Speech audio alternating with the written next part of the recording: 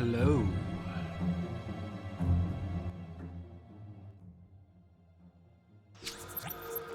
It's good to be back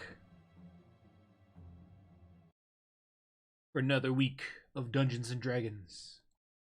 Let's say hi to the players. Is it raining outside? Ooh. Rain. I was just like, weird noises. They're getting such a diatribe right now. Oh my. From the McDonald's Izzy? menu. Are you driving? I am, yeah. The EDC traffic is bonkers. Like, I'm stuck in it, even though I have no intention of going anywhere near it. We already did our McDonald's drive-through role play. Yeah, I threatened, I asked if he wanted a McFlurry, and my machine was broken, so I offered him a punch in the face instead. Yeah, that would be Aranis' It's equivalent. Also, DM, I do a little Korok seed dance. I do a little waddle. I do a little jig. I hold out my hands. Can I have a birthday 20, please? You sure can. I take it and I just eat it, and you hear a loud crunch. So you're eating a Korok seed. D20 Korok seed, yes. Isn't that poop? Yeah, that's what I was implying. It's all right. It's on brand. No. Aranis is a depressed man. Yeah, I don't think depressed people typically eat actual feces, though.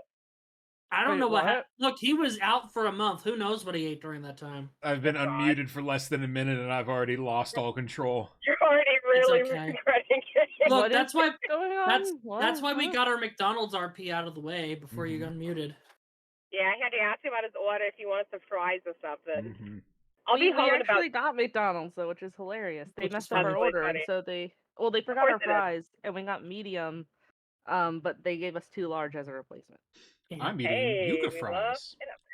I just had there's this place in town called Tacotarian, and up until recently they didn't have anything gluten free, but I actually got to eat something there. I had flautas that were stuffed with mashed potatoes and soy chorizo.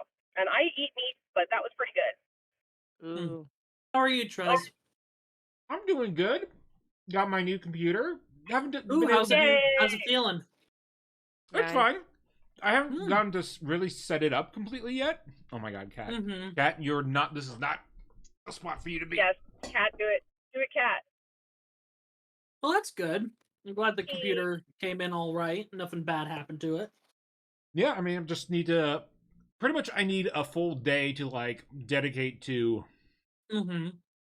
making a template in Logic, because that's going to take, hours. Yeah, it takes a while. But once you get it set up, it doesn't take... Once you get it set up, it's worth it. Right, that's the point. It's gonna take forever one time, and then I'll be set for life. Oh, for sure. So, but yeah. I had a long day, so it was crazy, because it was very dead, so I was looking forward to D&D all day. Excellent. Let's go. I was telling them that my show debuted last night on the Strip, and it went great. Oh, awesome. That's great. Yes. Well, there's not going to be any Angel this week. No, she. No. They are... No emotional support bird. No emotional support bird. They are having fun on vacation. What's vacation? I know, right? I don't remember. Oh. Because you got my backstory, right? I did, thank you. Okay, cool. All right. Yes. Oh, we finally have Angel's backstory. I sort of had the gist of it before, but not details. I was just giving him crap. Yeah. From my McDonald's drive-through window. No, Koi gave me an idea. It's been 84 years. Koi sent me an idea, and I'm like, oh dear. Oh, Swippin, how are you doing? How are you doing, bud? I'm great. I went out for lunch with my dad today. Nice. Had a really good steak sandwich. Had some absinthe. Ooh. It was wonderful. Also, I got to Gonna do GM some for grave Swippin on robbing? Monday. Absinthe at lunch. Fascinating. Swippin was chaotic on living for Monday. that. It was beautiful. Apparently. And Skunky, how are you doing? I'm pretty spiffy. Pretty spiffy. Well then. Pretty spiffy. While Izzy's making her way Take him away. Yeah. EDC Really, traffic. it's really unfortunate that that phrase is so common because Now it's every. I was Well, literally, Yep. it went through my head as soon as you said it. Yeah. I was just like, Yep. take him away. Yeah, as It I is and I installed in the as I brain. said it, I knew it was going to happen. Sorry. Yeah. It's all fine. So yeah, while Izzy's on her way back. I'm like 5 minutes from home. Okay, cool. Awesome. Good to hear. We'll as I chew on my yucca fry, I picked a thick one, so it might have been a mistake before speaking a lot. Mm-hmm. Chewing. Mm-hmm. It's so good though.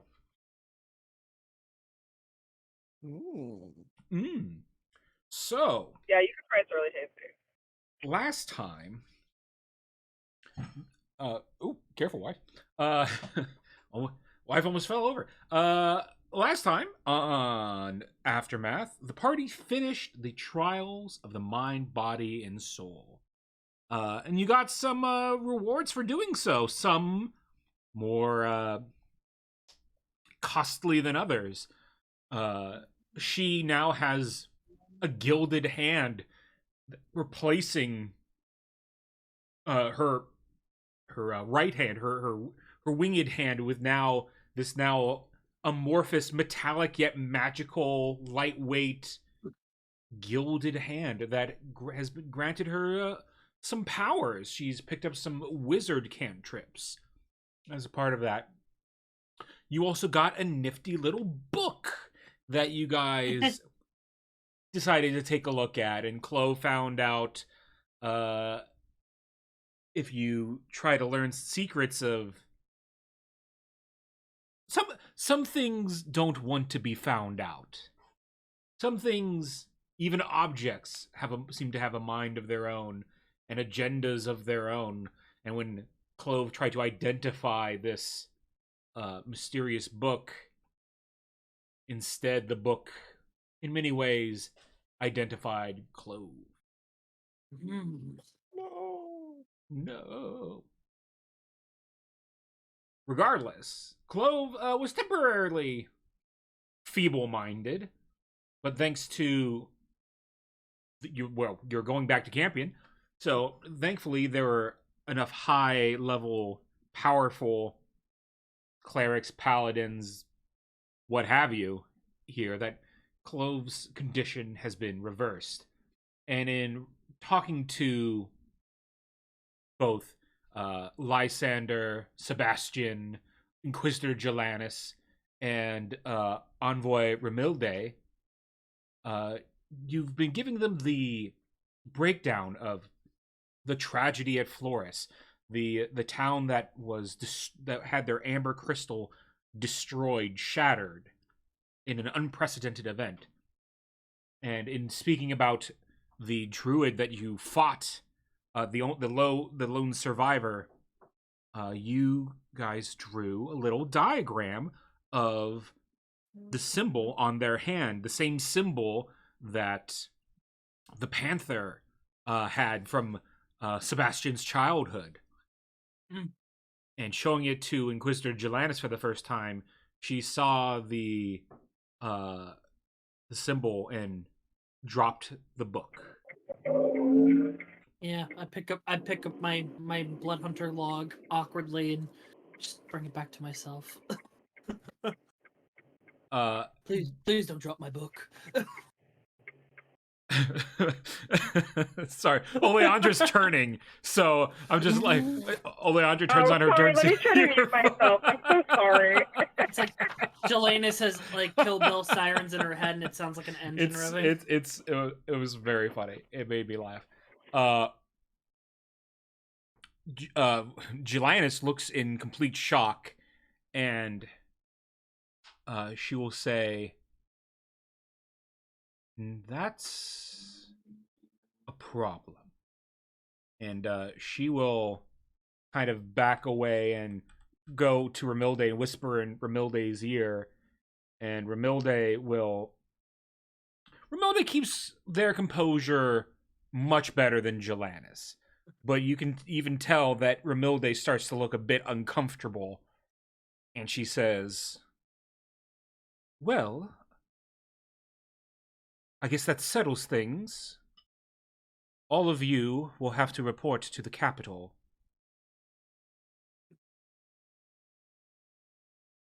Aranis looks at her dead in the eye. Are you Excuse me, serious? I'm not sure I want to go on another adventure. Whoops. I don't know that we have much of a choice, darling. Aranis You do is not have a gripping choice the in back this of the matter. couch. You are ordered on the authority given to me to report to the capital. To the I had this down too. The specific ministry within the capital. It was My pens keep failing. You guys have too good lore, y'all. I'm sure these others are I believe capable of... it was the Ministry of. I knew there's one. Where did I write it down? It was the Ministry of, I believe, expansion and. Yeah, the Ministry.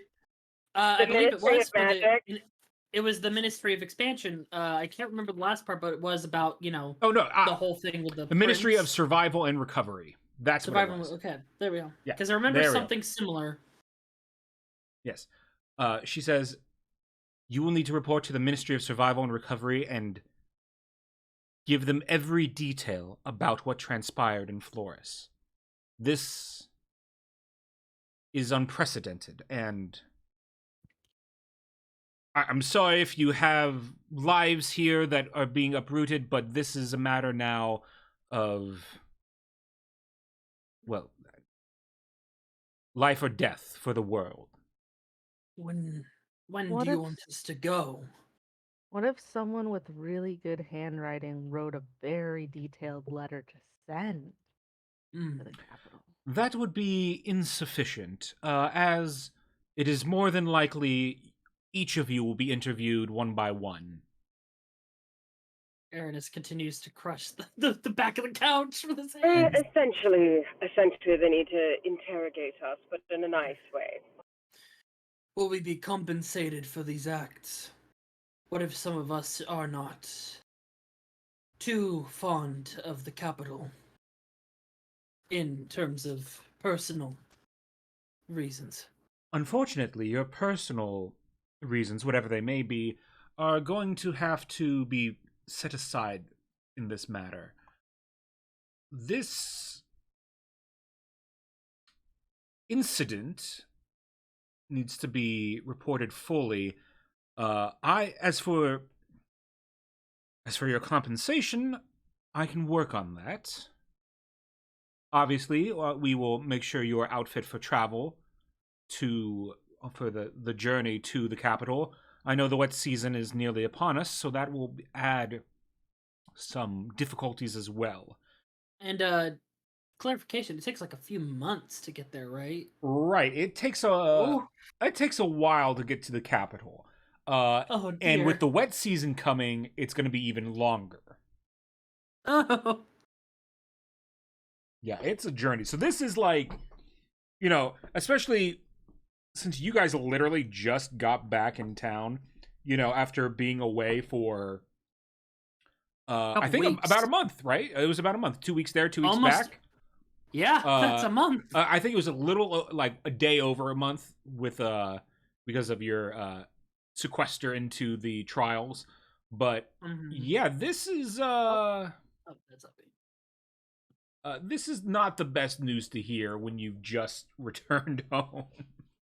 Especially when it's like, hey, go to the one place you probably don't want to go. Yeah.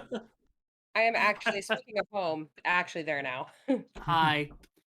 Aranis is having a panic attack subtly. I mean, surely you don't need everyone. I'm pretty sure they will want to interview every one of you separately. Great. Very well. Look on the bright side. Just kind of sit down on the couch. It kind of creaks under his weight. Can they send me a questionnaire? Are really trying. I'm sorry. I don't believe I know who you are. Oh, this is a shepherd that joined us. I see. Well, welcome to Campion. I hope wait, you if you don't enjoy know your me, brief then stay. I'll just get going then. Bye. She will look. She will look to Jelannis, who will. Jelannis will stomp on the floor, and the door behind you will just shut. Ugh. Well, I guess it's an open. Well, actually, no. She doesn't do that because I forgot that it's just an open. It's just open in there. There is no door to shut. But she stamps her foot, and you feel like it reverberate. And Inquisitor Jelannis will say, "You." I suppose there needs to be some explanation of this.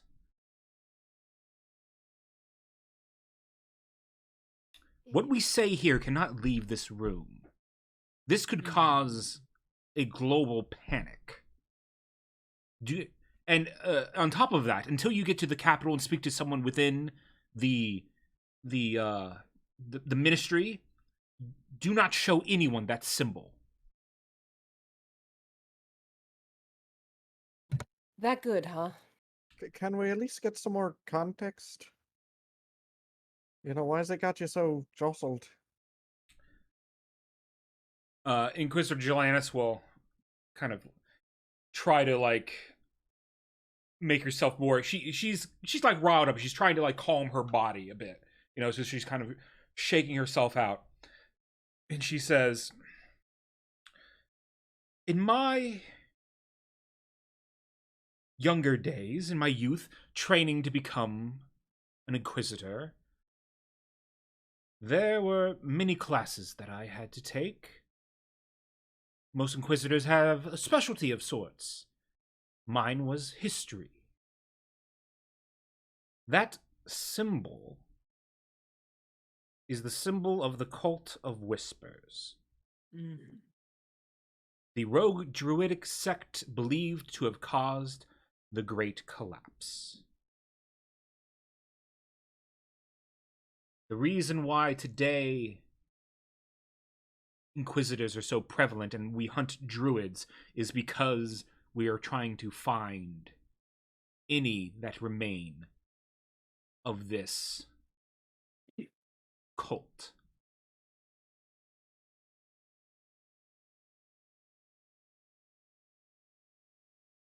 I see. So you're saying this person is not. Marla was still disguised self as the woman, by the way. So someone who looks like this, or is there a type? I guess. They would have the mark, wouldn't they? I guess, yeah. Druids tend to have markings to indicate their tribal affinity. The reason why the Cult of Whispers is a cult and not a tribe is because even the druids outcast them.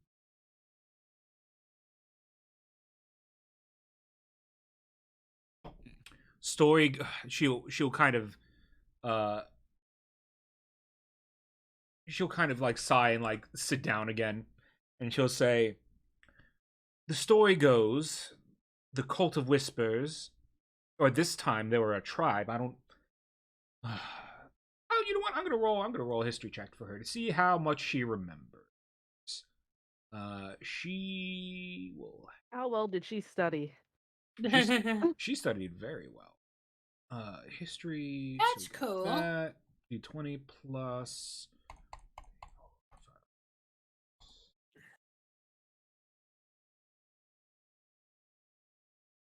She's very good with her history. Nice. That is pretty good. Hey. Give us that exposition. I pull out my papers.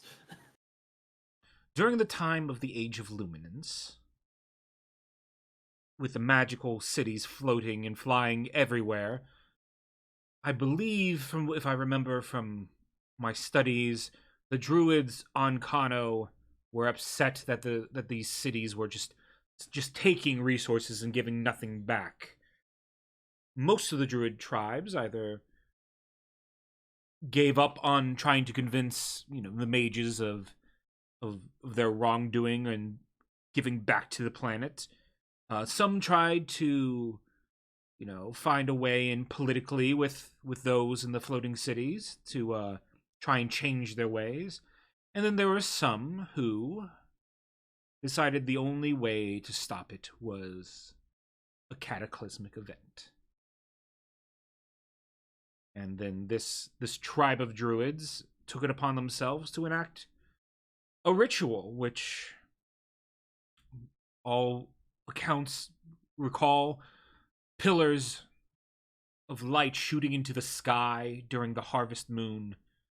The moon itself seemed to swirl with energy of some sort, and then everything went dark, and the cities crashed to the ground.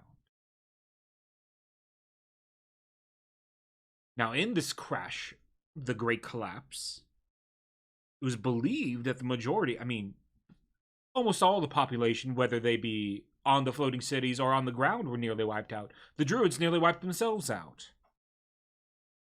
It wasn't till sometime later, after the stabilization had occurred and the capital was established, that efforts went into finding out exactly what happened. And the Cult of Whispers claimed themselves responsible for the events. So. So even druids themselves did not abide by this. Most of them no. However, and by the way, Aranis is writing all of this to good. down. You should. Yeah. And I am too, because I never miss a note.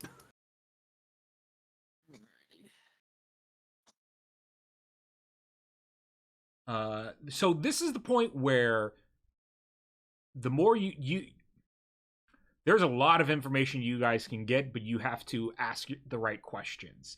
This is sort of what you're gonna get from Jelanis and Romilde, unless you want to know something specific.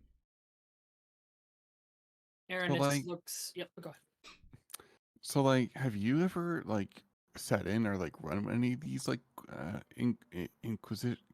question session things? Interrogations. Sure, yeah. I've done my fair share of interrogating. Usually it's more of the forceful kind.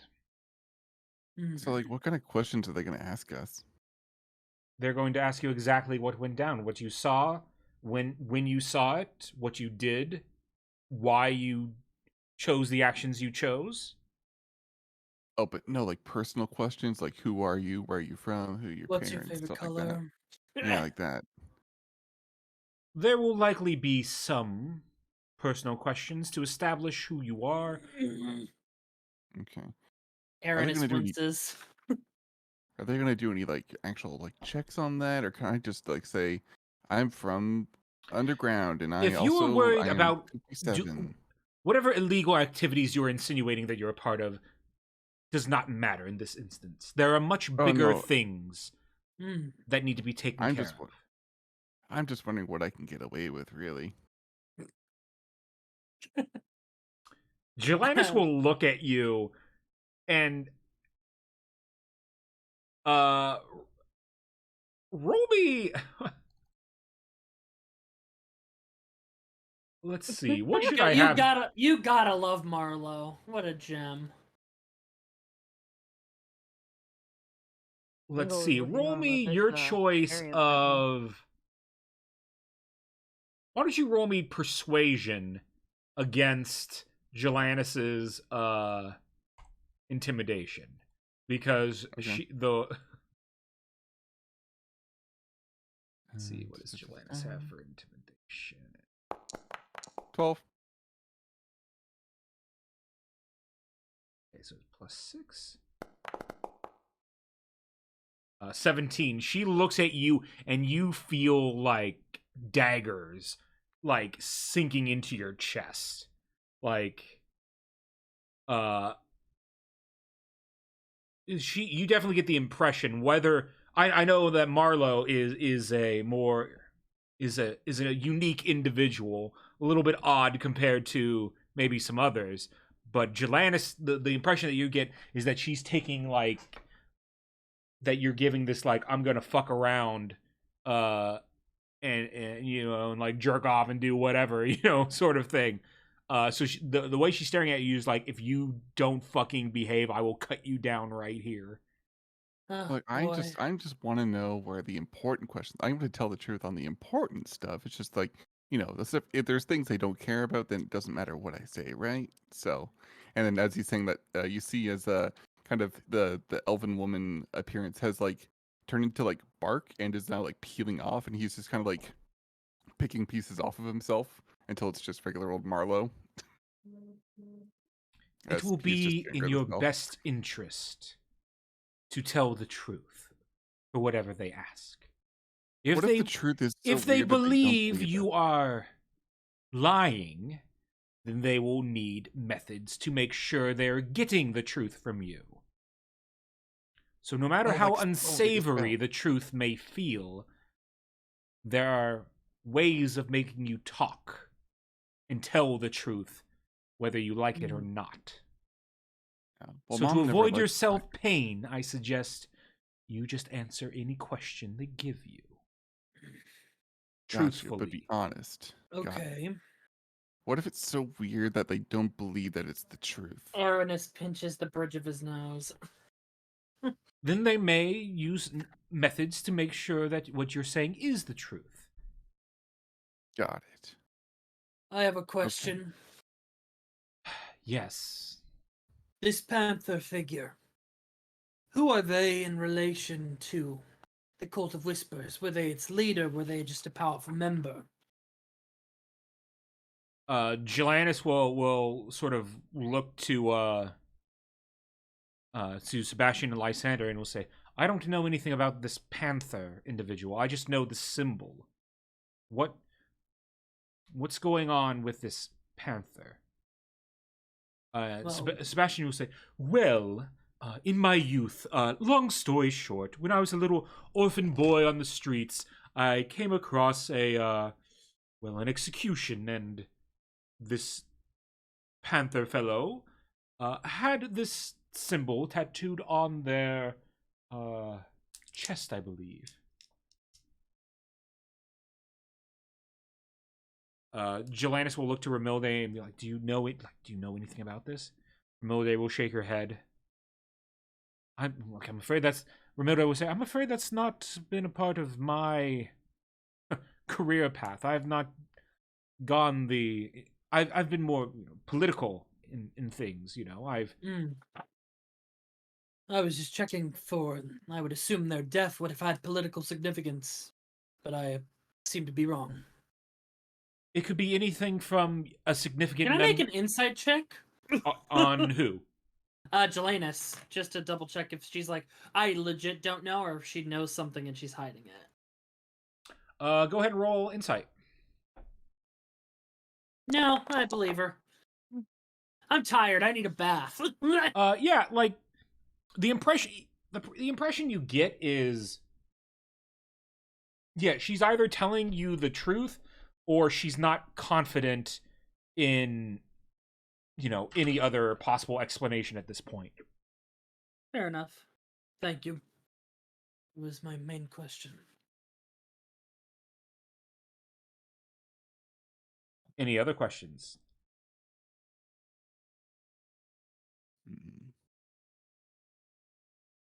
Is this gonna affect my apprenticeship? I would assume so, friend.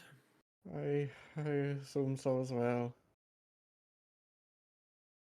Again, our apologies for uprooting you. However, this is much more important. Can we discuss payment openly then, within the next few days? I'm sure you'll let us have time to recollect ourselves physically, mentally. You will have yes, you can have a few days to recover. We will need a few days to contact the proper channels as well. Sebastian, I will need your help on this. We need to contact... I mean... She pulls out her book and like starts like flipping through like a list. We need to inform the Mages Guild and the Tome Seekers as well as the Inquisitors. All three guilds are are going to be interested in this, and we could use their guidance. We'll need to inform the capital and the Ministry of Survival and Recovery that we'll be sending witnesses their way. Let's see here. In addition, who else needs? Let me. I'm going through my notes here. The survival people. I would Yeah, the assume. Ministry of Survival and Recovery. Mm-hmm. And then perhaps the Treasury, if we are going to finance these individuals on the way to the capital. It's going to be a nuisance with the wet season coming upon us. So about the wet season, it's pretty much going to happen in like the next couple days. You're going to start the wet season, so it's going to be like rain, pretty much every other day, if not daily, sort of thing. Oh no, Aranis's least favorite. Especially weather. The closer you get to the capital, the even more so. Here you're in a more mountainous region. Yeah, there's a bit less, but there's still plenty of it. And in fact, Lysander will say, well, with regards to the wet season, that's going to affect travel. We don't usually go to the capital during the wet season. Roads are usually flooded or worse. Oh, yes, you're quite right. It's been some time since we've sent anybody to the capital or anyone's come from the capital during the wet season. Although there are ways to get there, of course. Alternate routes as well. Romilda will say, yes, I believe... If she will sort of, in turning her notes, like one of the pages, she like kind of flips it up, and it's like almost like a little insert within her notes that kind of opens up into like a little bit of a map. And she will say, yes, I believe, if looking at this, your options would be either to, take the direct route to the capital, or to take a detour to the city of Sirius first. But that would add nearly a month of travel. Does that name ring a bell to any of us? That city? Go ahead and roll. You can all roll me history checks. And how is it spelled? Cereus. Cereus. Okay. I'm a intelligent man. Why are there no dice sounds? I don't mind it. I have it on my end. I hear it on my end. I wasn't hearing it on my end. Why? A little click clack. Click clack. Let's see. Clove. Yeah, Clove, you've definitely heard of Sirius. Your family. It's for its proximity to the capital. It's like maybe a month away. So your family, especially, would likely do business with that city. It is sort of to the. It's almost like directly north of where you guys are in Campion. However, due to the mountain range, you guys kind of have to go east, then north, then west, then north again. So you have to kind of snake around in order to get there if you want to get there from Campion. Okay. But it's a prosperous city. Again, pretty close to the capital, and at least compared to you guys. And let's see. With that 22, I can give you guys sort of the breakdown of what you can expect on either route.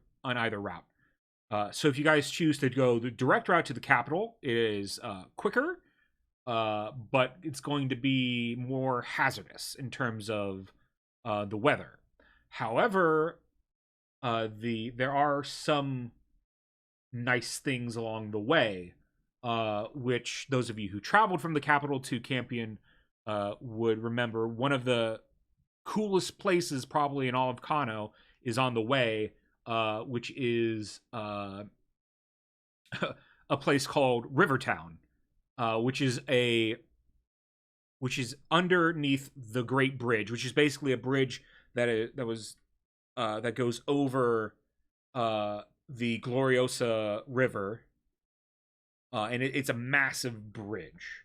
And underneath that bridge is Rivertown, which is basically a town made of gondolas tied together. Mm. So you basically would like walk boat to boat to like either go to different taverns on riverboat or different artisans, and like the bridge itself too also has a lot of different shops and things like that. It's very much like a makeshift city. They they're not a real city, but they'll still get deliveries of Sundrop in order to replenish their lanterns there, and there's a lot of major trade that happens there. So that's there. The Riverlands are also in that area. Some other, let's see, with the 22. Yeah, I think that's all you get with 22. On the route, but I'll give you the stuff, some of the things that you can expect on the route to if you went to Sirius first, or Sirius. I don't actually. Yeah, I believe it's Sirius. There's sorry, I feel like I've been tired all day, and I feel like my brain is just slow, and I'm not as quick. It's okay. We're all tired. Oof, I'm feeling it. Yeah, I was up since 9 at a movie theater. So some of the interesting things that you can see along the way is the Divide, which is a large gap. It's basically a mountain pass, but it's on the other side. It's it's when you turn the corner of the Thunderhead Mountains, and the Divide is interesting because some say the gap was made. And it almost looks like in the mountain range, there's just like a hole in the mountain range. And they say that this hole was caused when one of the floating cities in during the Great Collapse crashed into the mountain, leveling both the city and the mountain. Some of the downsides to going the Sirius route is you'll go through swamplands, the Amanita Swamp. There's also the city of Sirius itself. And let's see. There are on both routes. There are rumors of druidic clans, maybe just slight off the beaten path. They're rumored to sometimes, prey upon caravans, to get goods to their tribe. On the route to Sirius, there's also barbarian clans. That when push comes to shove may have some more may do raids of their own, but that's been more rare recently. Makes sense. So yeah, that's and Marlowe, the Amanita Swamp is very familiar to you. It's almost you could call it home. Indeed. Looks at camera. An ad started playing on the music I was listening to. Oh my gosh, music. I don't have music playing. It's all good. I'm still in. Aranis wants to take whatever path will take the longest. I think all of us do. We're like, so what's the longest way there? We'll go that way. Well, I like the idea of having a point to resupply halfway through the journey, even if it is longer. I agree. Sirius would be a good choice. Well, you can also resupply at Rivertown. Ew, that would get us there sooner. Aranis, I don't want to get there. I wouldn't mind stopping by home. I mean, Where's the above board? Is the swamp? Is swamp near Rivertown or swamp near? The swamp is on the route to Sirius. Perfect. Let's go. Basically, it sort of goes. You go through the Divide, and as you go down the mountain pass, that's sort of where all the runoff from like water and stuff happens, and it's just made that area a like perpetual bog and swamp. Perfect. We should go through there.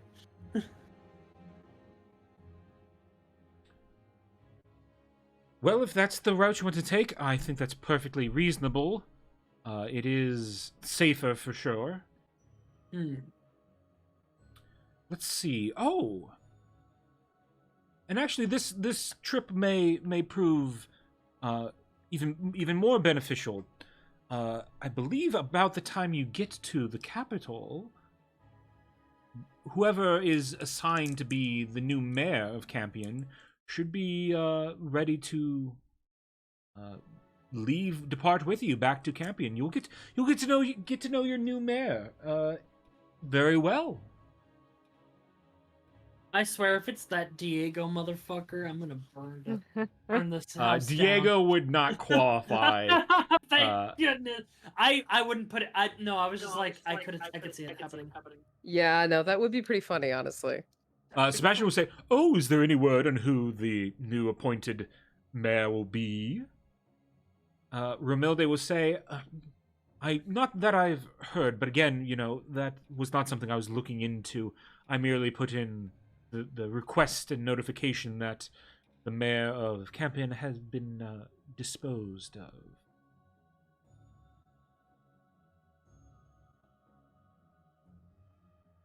Entirely. Nothing left. Not a thing. It's rather concerning that you're very specific on that. Honestly, though, Marlowe just by themselves is a bit concerning. I wouldn't worry about it too much. Yeah. Yes, I've sort of gathered that. Delightfully quirky. All right. And Well, on our jingle. part, we will look into what all we can afford to give you on this journey. Sebastian, we may have to make use of your two-way chest to finance this. Oh, but of course, anything for the envoy and those from the capital. The guild is always happy to help. Two-way chest? This be many episodes ago, but Mimi, the mimic chest in the Merchants Guild is a two-way chest. Okay. Why don't we just go into Mimi and then come out? I don't think we would fit. At least I wouldn't. Organic material doesn't tend to do well in that sort of transport. Oh. You're saying we could send letters to the capital if we needed to. I suppose, but then again, the downside to using Mimi is that you don't know who is always at the other end. I know who my contact is, and they, of course, will work their due diligence. However, if they get a messenger to contact, say, the Tome Seekers, and then that messenger's intercepted, well, then that's another person who knows things that they should not. Okay. If that makes sense. So letters seem to be out of the question for making this easier. Okay.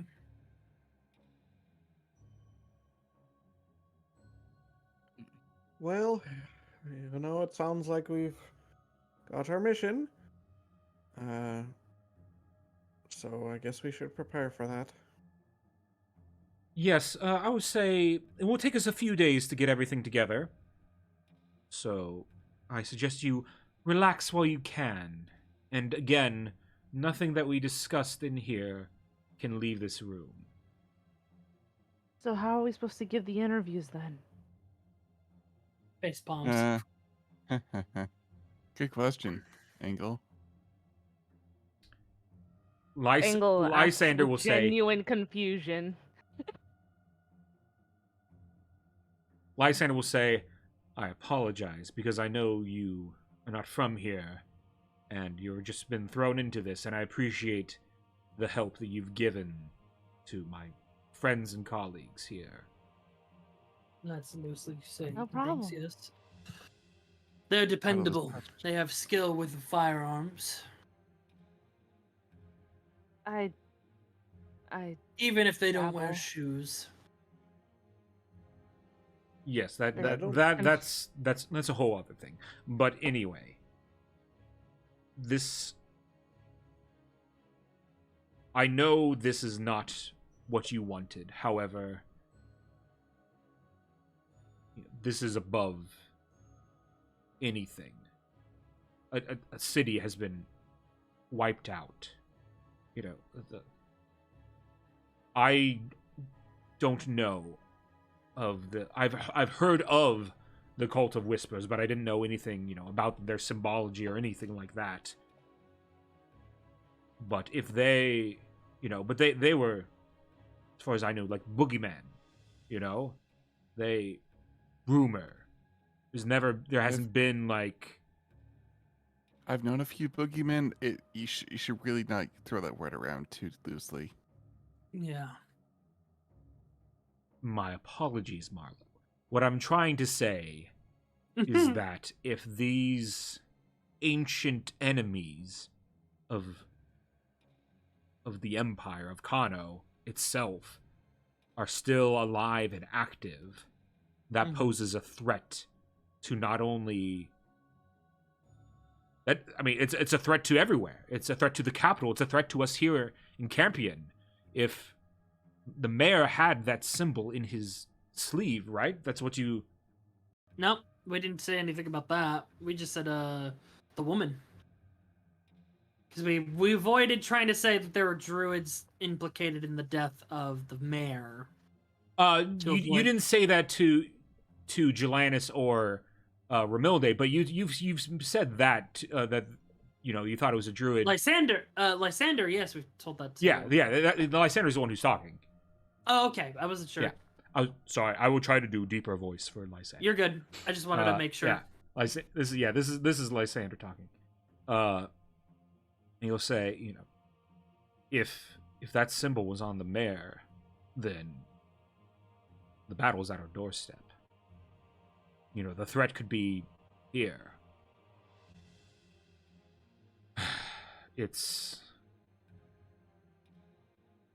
concerning, to say the least. Right. Ramilde now will say, Jelanus, I believe our trip back to the capital will have to be delayed. I think it is in our best interest to go directly to Florus and not only survey the area, but contain the area and learn as much as we can. Lysander, this will be a large ask. However, we may need a retinue of guards to come with. The two of us will be insufficient to look after this whatever remains of the wreckage of this town. I'll see who I can spare. Maybe Frank could come along. Jelanus will just say no. No, thank you. I think Frank is best suited here. Well, I believe, unless you have any other questions for us, I believe that is all that I need from you for now. Good. He gets up. Any popular fashions in the capital right now? Ugh. What you're wearing will be great. But if I can look like anything. It's I want to spruce it up a bit. Even better. I would like to rest. Looking at everyone, I think we all need it. He's grumpy. I'm very tired. Yes, you hear a lot of creaky bones. Go rest. Yes, go. You can go take your as much time off as you need, because it is precious to you now. We will reconvene in a few days to make sure you are outfitted for your journey back to the capital. Aranis is just gonna go into the other room, silently cursing under his breath, goes up to the little desk area over here and just puts his hands on it and just presses his face into his hands. He's going through it. Indeed. Are there any enemies on our doorstep? Oh my god. He calls out to Aranis at the front door. No, just existential dread. Ah, my favorite. So what would the party like to do at this point? You guys can it's about midday. You guys could like just go off, do your own thing and rest. You guys could go to the tavern to talk amongst yourselves about everything, or whatever you would like. Maybe talk reconvene the... Oh, yeah, go ahead. You go for it. It's fine. I was going to suggest we, as a group, reconvene the next day, go over our plans, like take the rest of the day off, meet up tomorrow, in between our individual things we would want to do.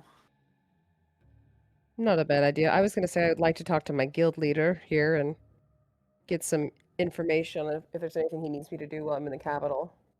Sure. Yeah. Yeah. So let's see. What is the best way to go about this? Because this is going to be a lot of individual meetings and things like that going on. We typically, a few of my games and others, we usually just like roll a dice, like a d6. It's like, hey, I don't know. I know it's different for everyone. I mean, dice is fine. Let's see. We can roll a d6. Here, I'll just line y'all up. We'll put... She will be praying and resting. She's going to the mountains to do a little training, self-discovery. Oleandra, you are Ooh, first. fitting. Oh, me. Hello. So, let's see. You wanted to talk to... Sebastian.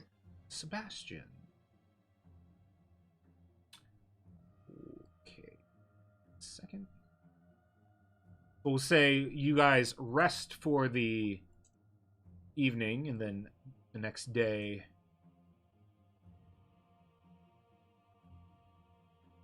conversation. Just 1 second.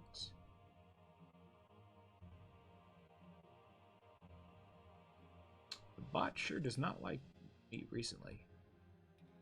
Actually, I'm gonna pull you into the guild, to the Merchants Guild. Everyone else is gonna be there, but this is just so they can see on their end. They're not actually there. Fair enough. Although I'm missing a person. Who am I missing? Oh, Gel, because Gel hasn't been there yet. Yep. That makes sense. Mhm. I'm just like, why am I missing a person? Marlo's actually in the rafters, Creeper. watching.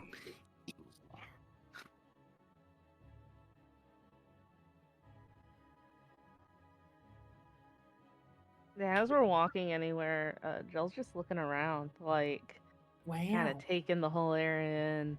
Just Owen Wilson, wow. Wow. All right, the next day, bright and early, Oleandra, you go into the Merchants Guild. Normally, you'd be in here even earlier, starting your work with Sebastian. However, now with your journey looming, you've decided to give yourself a bit longer of a rest. You deserve to sleep in, for once. As you come in, Sebastian will turn around. Oh, I was wondering if I would see you today. Come in, dear. Yes, a bit fried from what was honestly a very stressful time on the road. Of course. However, this will be a more... I know the reasons for going to the capital are grim, but we must always look on the bright side. Think of this as a more fortuitous journey. Because there's much good work we can do while at the capital. Oh, yes. So, what is it you would like me to do while I'm at the capital? Well, Oleandra, you've been under my wing for some time now. One day, I'm sure you want to be a guild leader yourself. It might interest me, yes. If you want to work your way up the ranks, you need to work on your negotiation skills. And what better place to do that than the capital itself? I have a difficult request for you. Oh? I would like you, as you know, we will be a full city soon, which means all the guilds will be present here.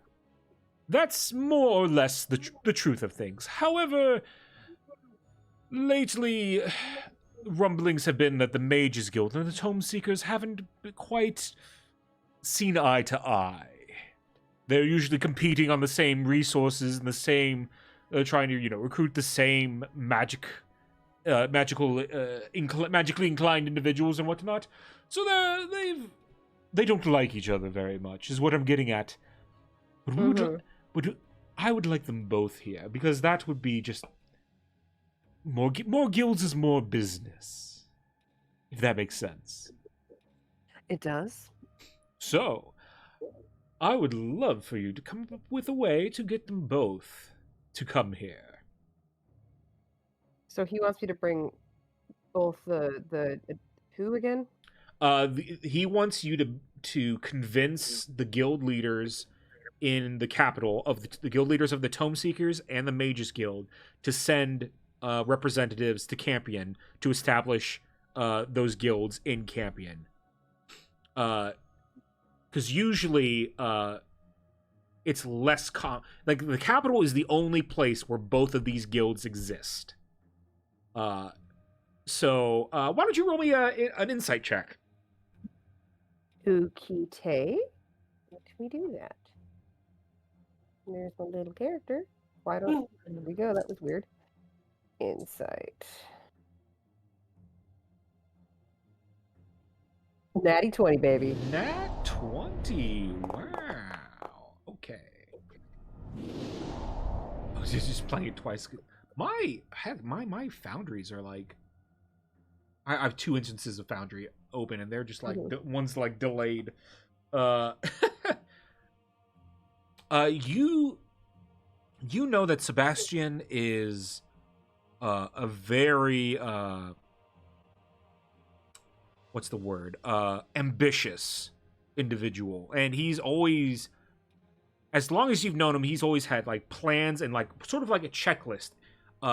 You know that he came here, leaving the capital, coming to this, podunk town in the middle of, nowhere, to establish the Merchants Guild here, to be the founding guild leader of Campion, especially when it becomes a city proper.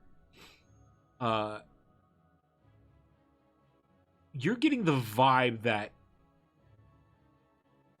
if Sebastian wants, both guilds to be here, it seems like he has even greater ambitions than just becoming the founding guild master here of the Merchants Guild. He wants to be.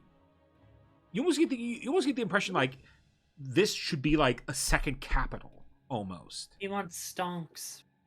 Yeah, he. As much as you with an, let's see, anything else I can give you on my Nat 20. Well, I mean, even with the Nat 20, there's a lot going on in Sebastian's mind, but yeah, he wants Campion to be big, and for basically it's gonna be a statement to him, the success of Campion. If he can do what no other guild leader has done before in establishing a city and then bring together all the other guilds, that's incredible. He Yeah. wants big time credit. Yeah, for sure. Good to know. You also get the impression that there's something else that he's not telling you Okay. about this. Now, good dear gentle guild leader Sebastian, sir. I do feel like there may be something that you're omitting to me. You've trained me well enough. Well, I suppose it's hard to hide things from you, Oleandra.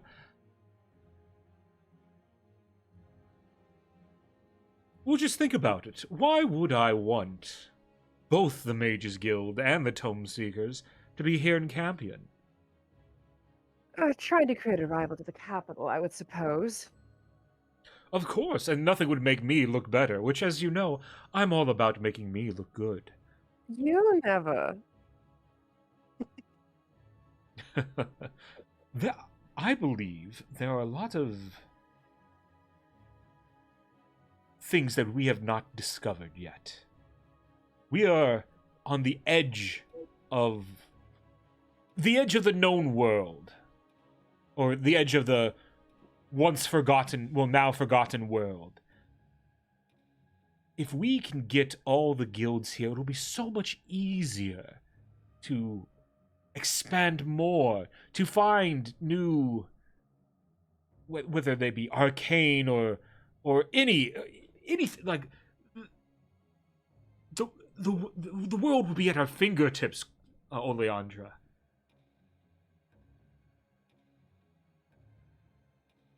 It would certainly be fascinating, wouldn't it?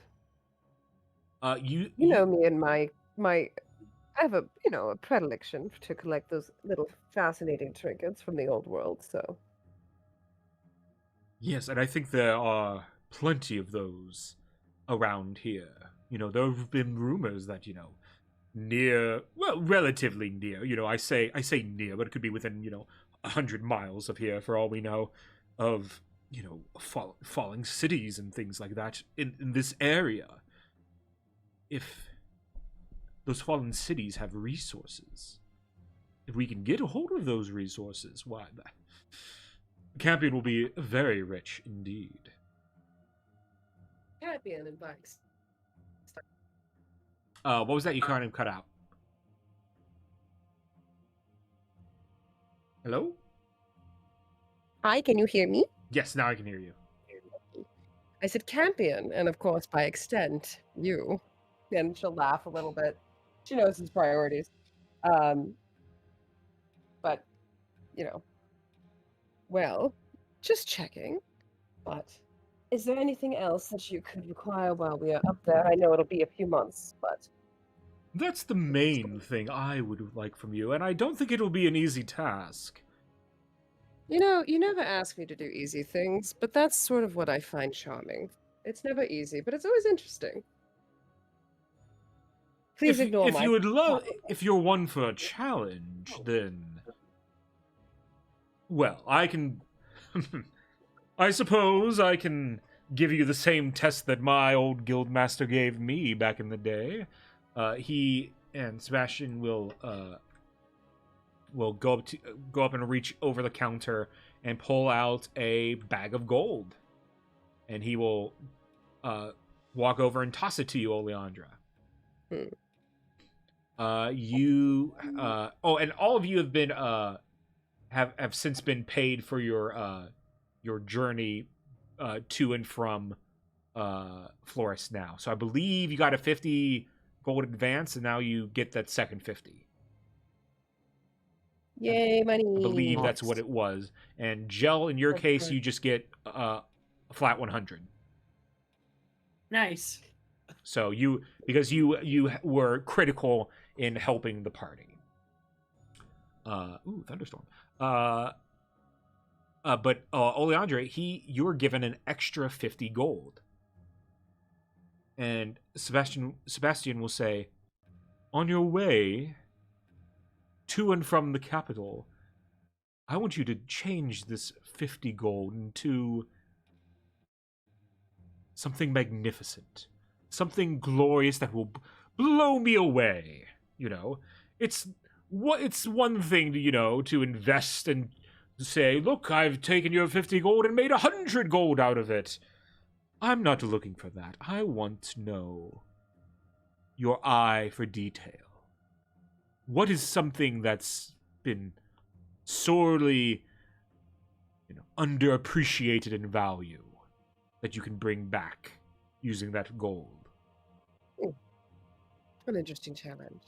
Just off DM, what about is the average party total right now? Because I'm not sure I logged the original 50 gold. I just can't tell if I did or not. I'm at 144. Okay, so then I'm around where I should be with the extra 50. You guys have not gotten that much gold yet. So then I should have almost 256 then. I have 256. No, you guys have not gotten that No, much because money. of the extra money he gave me. The extra 50? No, I mean, sorry. I should have 206. Sorry. With him, I think. Because we got 50 from the first thing, and then we got 50 for before we left, and 50 just now. No, the 50 for the first thing. Then we just got the 50, and then you got. If you're talking about the mayor, the thing with the mayor, you did not get 50 gold for that. You guys got like 10 gold for that. 10 gold for that. Okay, yeah, we got 50 leaving for Florus. Okay, then 156 is right. Okay, just checking. Just wanted to make sure my math was right, and it wasn't. So I'm checking. Yeah, I only have 65 gold. Smile. Excellent. Yeah, and he'll say, furthermore, if you would like, you can go down the rabbit hole with this. Keep exchanging goods until you get something really big. It doesn't have to be one exchange. You can purchase something for 50 gold that someone desperately needs, and they pay you 100 gold for that, and then you invest that 100 gold and get a priceless, jewel or painting, what have you. So the paperclip for a house sort of vibe. Precisely. Lovely. Well, that should be an exciting challenge. I'll have to keep my eyes open on the road, see what I can find. Indeed. Oh, and when you do get to the capital, well, I'll let you keep the sending stone. Keep me in the loop of what's going on with your journey, and give me the gossip on who our new mayor is. I'm very interested. So am I. I'm curious to see what sort of person they'll send out to deal with the new city. All right. Anything else from you, Oleandra? I don't think so. I don't think there's anything really in town that I'd need, so or at least not now. You got it. Let's see. Who will be next? Cries. That's still Oleandra, so we're gonna roll. That's she. That's she. Okay. Well, maybe we should do a D4. That would make more sense. Yeah. D4 makes a lot more sense. There we go. All right, 3. So this is Marlo. Marlo. What are you up to? Marlo is. I mean, he checks up on his pickled finger on occasion, but mostly he's working at the tavern. He feels really bad about ghosting for 2 months.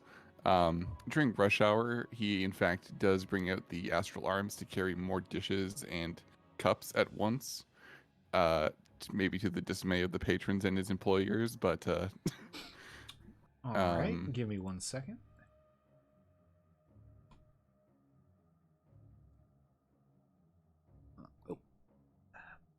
Here, and I'll bring the rest of the party over so they can see what's going on. Level, please. Yes, Okay. I am across the way, and then... Yes. Now we are in the bar. All right, so y'all chill down there.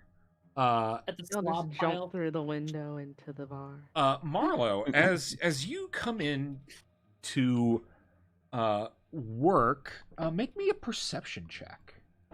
Will do. Attributes, perception. 14.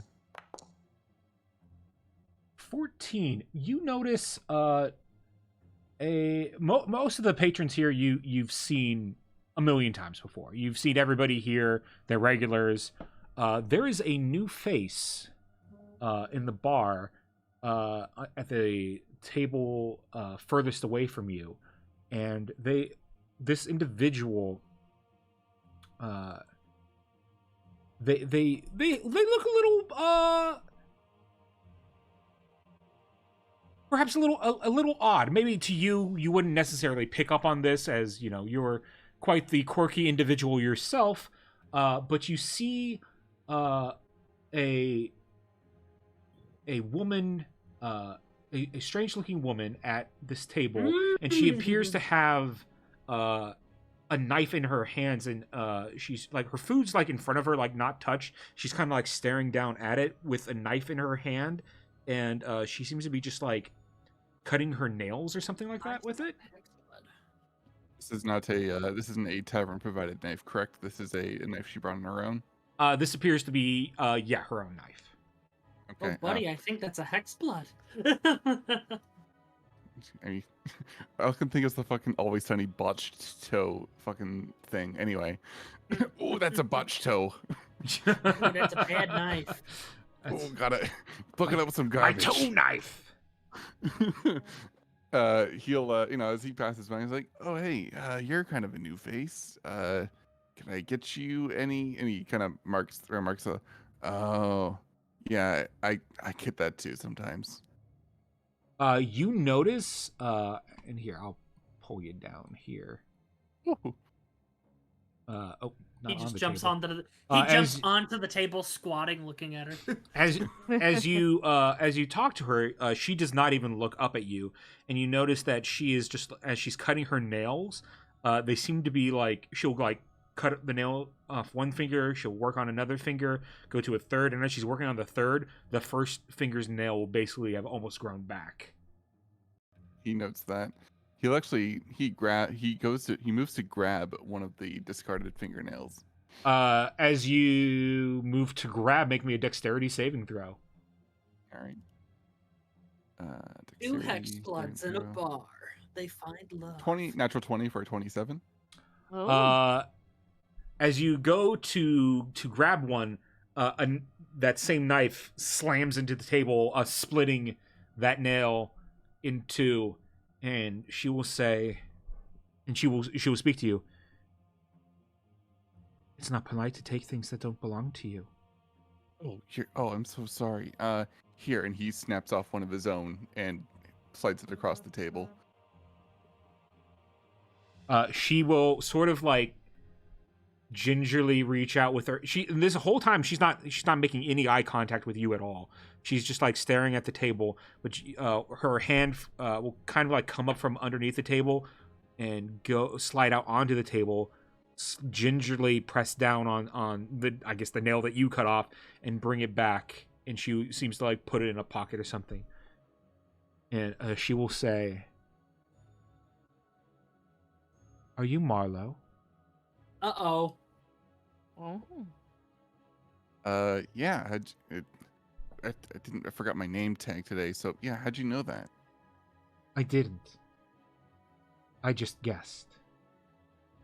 That's a weirdly specific guess, ma'am. I guess I have my name, but can I get yours, maybe? I'm Willow. Huh. Willow, huh? Marlowe. Okay.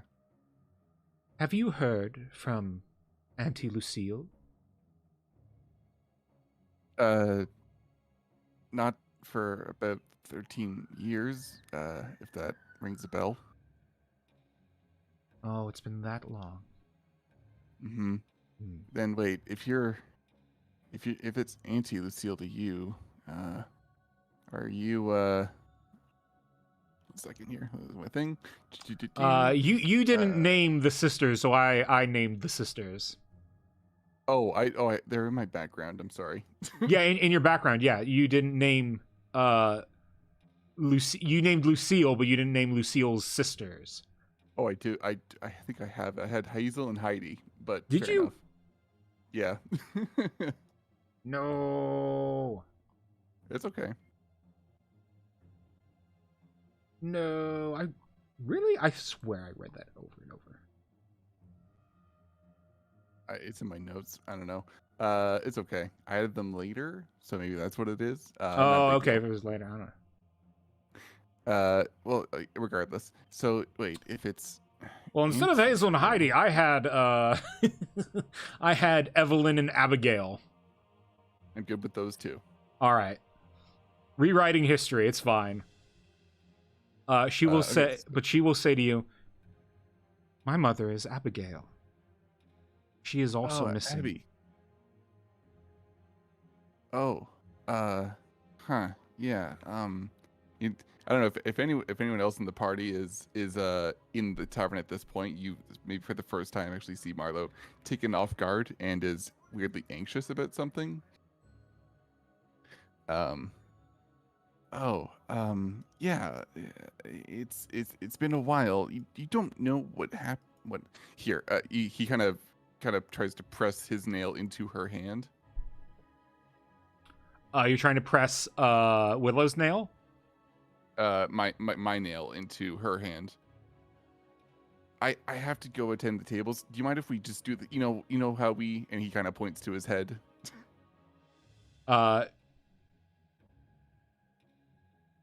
She will say,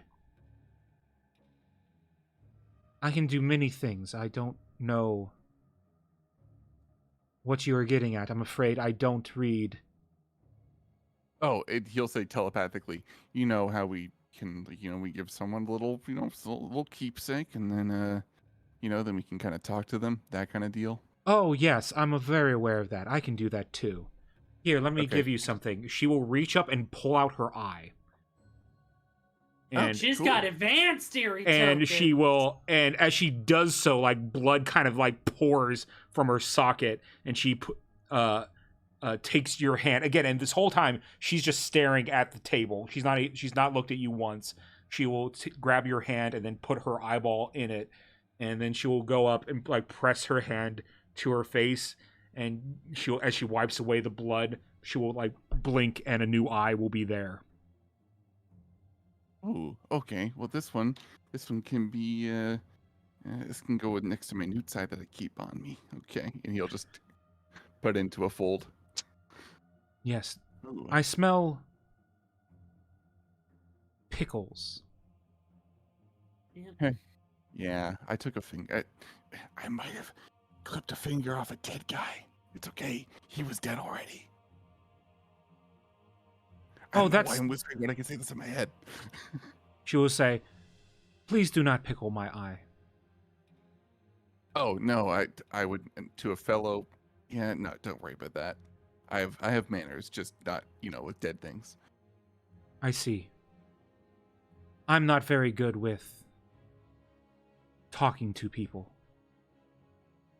Well, hey, you and I, we're kindred spirits, so like anything you can say to Auntie Abby or Auntie Lucille or what was the last one? Sorry, Evelyn. Evelyn. Hey, you can talk to me. We're basically like cousins almost. So.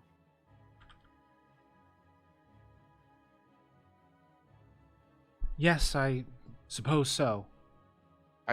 I know the value of a secret, so you can. It's all good. Lips are sealed. The last time I saw my mother, Abigail, she told me she needed to go home. Does that mean anything to you?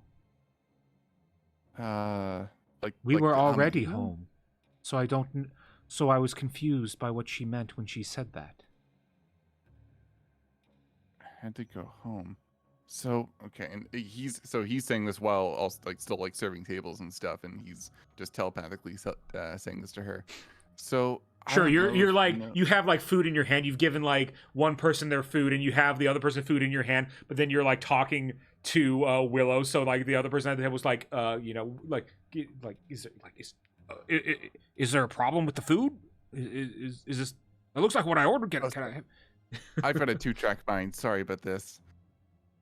And he, in fact, he'll even like be pacing and like crossing his arms and like he'll pop out the astral arms and kind of like having them hand out stuff while he's just focusing and kind of like rubbing his chin, like absent-mindedly. Yeah. Anyway, so he says, well, last time I saw 3 of them together, and it was kind of when I was gonna become like one of them, you know, and then something happened. I don't really know. They just kind of disappeared, and I was kind of half baked, and you know, so. And then he'll actually, while he's at a point when he's like serving, like let's say this table over here, he'll have one of his arms kind of peek open the back of his shirt and show off his like eye symbol thing on his tattoo on his back. This started lighting up just recently, and this is where I got, well, you know, you see them. Yeah, I don't really know what's going on or why it happened now, but maybe they're coming back. I don't know. Okay, you show her the eye tattoo on your back. Interesting. Yep. One moment, please. Oh my god, was Marlowe almost turned into a hag via Hexblood lore? Oh, he was a regular person before he was going to get turned into one. Oh. And then he's half-baked, as he said. Oh. Oh, I like that.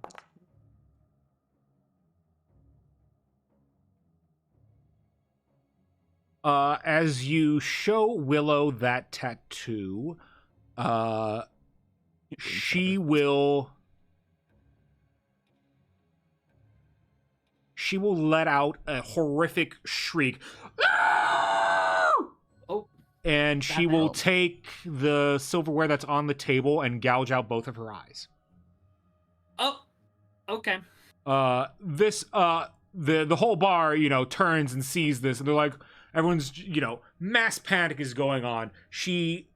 Willow waves her hand in the air, and as she does so, you can see like some sort of like arcane magic going on, and she seems to teleport away.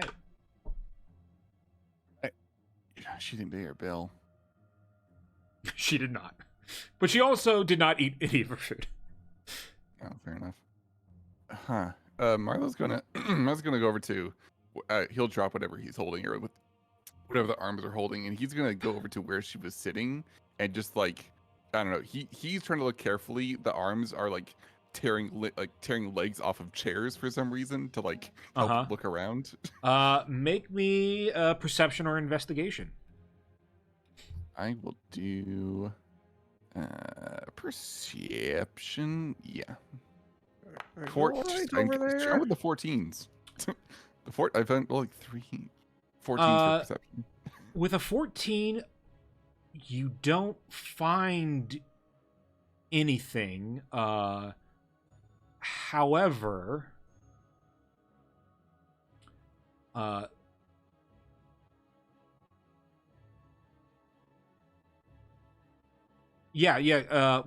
with a 14, you don't find anything. You know, there's a bunch of like blood that's been spilled from her, you know, gouging her eyes out on the table and the floor. And you know, as you know, as the bar slowly settles down, you know, Taverner's in the back going, Marlowe, if you could, I don't know what's going on here. That person can't be let in here again. If you could just, I'm sorry, everybody. She had the spicy soup and she touched her eyes. That's all. It's fine. It's okay, Mr. Taverner. Roll me deception and disadvantage. Deception, disadvantage. There we go. Disadvantage. 6. With a 6, Taverner's wife, Evde, will say, "No, it's not spicy soup. I make spicy, not that spicy." And Linus this how Marlo Linus loses Taverner his will say, I'm sorry, everybody. Straight, we accept all kinds here, but I don't think that person's gonna be returning. If you could just, I hope your meals are still enjoyable. A free round on the house, I suppose, and, and everyone's sort of like kind of hushed murmurs to themselves. Seymour Stuggins, who's at the bar, goes, "Hooray, another round for Seymour. Perfect, that's what I like to hear." And Marlo, as you go to clean up the table, you see that on the spilled blood, all the blood seems to have like congealed, to the point where it's not like a pool of blood, but it's like specks of blood here and there, and the blood all together is formed in different spots. So let me see if I can just describe this. So picture your pool of blood, and then in different areas in that pool of blood, the blood begins to like congeal together, and about, we'll say there's a lot of blood, so we'll say there's about actually, you know what? Why not? Let's roll. The blood has formed what look to be like 10 eyeballs, like in blood, like pictures of an eye in blood. And as you go to wipe it up, the eyes turn to you and seem to be like looking at you as this happens. Oh, and he like does like the little like finger wave. Hi, and he's like, do they resemble at all kind of like the shape or nature of them to the ones on his back? Roll me an Arcana check. Okay. Arcana. 21. This feels connected to your tattoo in some way. Yes. Okay. But you also, but with a 21, with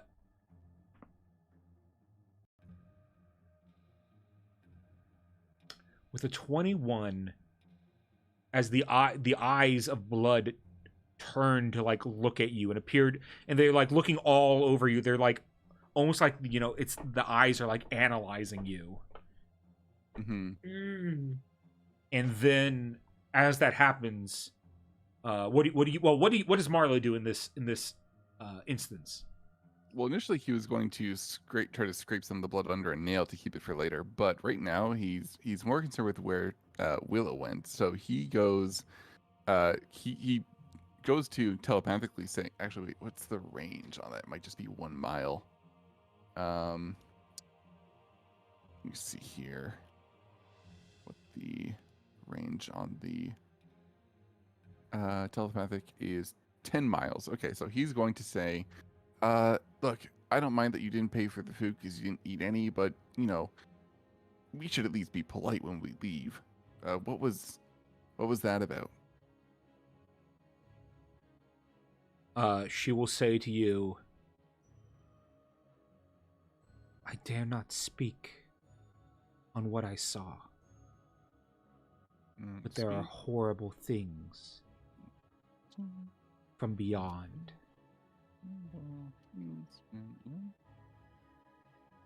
Okay. That stared at me through your back.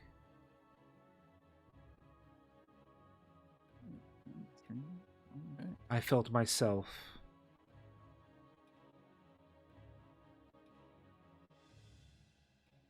weakening, almost like there was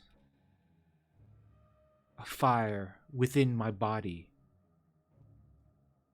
that would consume me if I continued to look. So I stabbed at my eyes. I'm sorry about the mess. So Marlo has the Ark of the Covenant on his back. Got it. Yeah, that makes sense. Well, you've shown your tattoo with the open eye to other people, and it's not had this effect. Like, while you're in the bar and you did this, and you other people could have just glanced over. no one else is gouging out their eyes or anything like that. Yeah. Seems to be a hex splitter, if anything. Okay, cool. Probably. All right. And then Marlo, as you turn back to the table now, to deal with the blood, it is once again just a pool of blood. Great. He's gonna scrape some of that up. I mean, he doesn't have anything on him right now. He'll take he'll pour what did she order a drink? It looks like she just ordered like a special. Like it was just like the first. It looks like she ordered the first thing on the menu in terms of food and drink.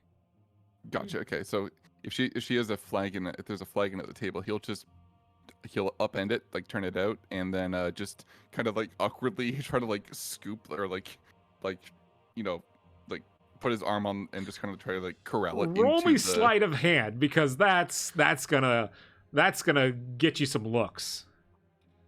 He's not overly concerned with that at the moment. But yeah, I'll see. Yeah, sleight of hand, just 12. Okay, I'm gonna roll perception for Linus and Evde. It's Linus. Oh no, that said Seymour. It was I'd Seymour click, but it was Linus. Linus.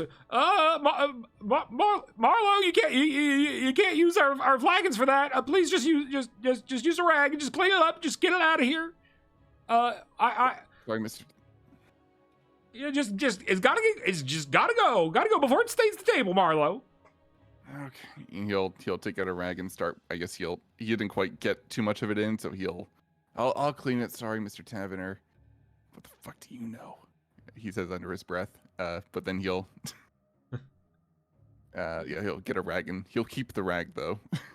You got it. You just put it in your stuff. Anything else that Marlo wanted to do in this downtime? This has thrown him completely off. So let's see. I don't know where he sleeps these days, but I assume maybe in the cellar of the tavern. He will. Oh no, you guys all have your own place, with the exception of Ernest and She, because they I'm homeless. they haven't quite been here long enough, and they keep leaving. You have you guys would have had the temporary lodging, but everyone else has their own little home. You know, they're not very big or glamorous, but you know, everyone has their own home with the bed, stove. Very surprised to find a house with his name on it. I'll just stay at Oleandra's. What? You're staying at my place, huh? Besides, he would fold instantly and say no. Swippin, you were saying. Besides bringing out the blood into a vessel to keep for later, he will. I guess this is the last thing before his token goes away. Is he'll say, "I'm sorry about what you might have seen in my back. No one else has really done that before. I'm in the next couple days actually going to be heading for Amanita, the swamp. So." If you want to meet up there, if you're nearby, maybe we can figure something out as to what happened to them. Sorry, I didn't really get to know what happened with... she said to go home. Where is home for you? Sorry, I'm just really scatterbrained. But yeah, a couple days. If you want to meet up, I'll be at the Amanita Swamp. So, yeah. This is Marlo, by the way. Oh, this is Willow, by the way. I can meet you... Well, no, that's too far. I will continue looking for my mother. But if you find anything, let me know, please. I mean, this stops happening after today, so it's going to be kind of hard. I guess maybe you'll feel a flutter on the wind, you know? Maybe it's a random waft of bog stank. If you need me, you can just use my eye. Oh, yours has an extended... Wow, okay. Cool. You're not going to spy on me, are you? I think we are magical in different ways. Oh, okay. Well, do you have a preferred vessel for me to keep your eye in, then? No, your pocket's fine. Just not pickled. Oh, okay, not pickled. Got it. Okay. And all right. I guess he'll I guess continue kind of thinking about what they could have meant by going home if they didn't mean the swamp. He didn't really get to keep much from when he had to leave home, his first home. So he doesn't really have much to go on as far as like research goes. So he'll just kind of be puttering around, I guess. You got it. All right. So that is Marlo. Let's see here. So we'll roll another D4. 4 will be a reroll. 1 Aranus, 2 Gel, 3 Clove. Clove. Hello. The only real thing I need is to purchase a gemstone worth 100 gold. Sure, you could definitely do that. And then I'll have 2 gold left over. Let's go. You could easily do that at the Merchants Guild. They do exchanges like that there. Do you go see your old...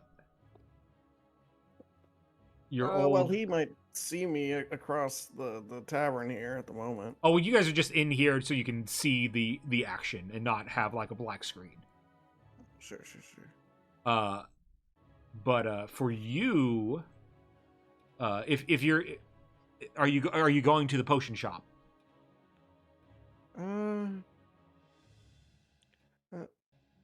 Oleandra? Yes, darling. I have to explain all this to my mentor. Yeah. And maybe could use a little support there, if you don't mind. Absolutely. Let's. I would A love little to help you with that, backup. darling. Great. All right. Anyone else can come along if they want as well. But yes. All right, let me just prepare that 1 second while I drag everybody over.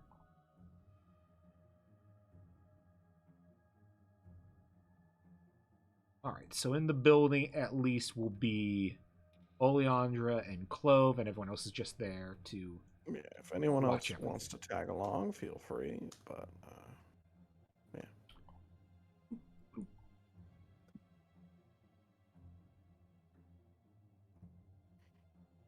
As you enter the potion shop, the smell of coffee just overpowers you, and you see your beloved teacher Nebulous Seri see you as you come in. He goes, "Oh, Clove, wonderful! Just the sheep tar I've been wanting to see. Come in. You've been away for so long. How was your journey?" Traumatizing? Wonderful! I'm glad you had a good time. Now, anyway, Clove, I have a request from you. And I know what you're thinking, Clove. I know what you're thinking. I've not been perhaps the best teacher for you. So I want to make amends with that. And I want to teach you something very useful that you can bring with you on your journey to wherever you go. If it's making coffee, I'm more of a tea sheep. Well, no, funny thing about the coffee, still haven't gotten that yet. I would like you. Oh, you brought a friend. Hello, and you are Hello. you're the Merchant Guild Yes, assistant, I'm right? Yes. Oleandra. We've met several times. Yes. Oh, yes, I know. I'm Clove. Could I speak to you privately, as these what I need to discuss may have. Just come over here, Clove. Just come behind the desk, Clove. Can I just keep an ear out too? Yeah, sure. You can do your Alright, best I'll to walk around the listen. desk here. A sneaky listen. Do I have to roll a perception for that? Yeah, roll me perception. All right, hold on.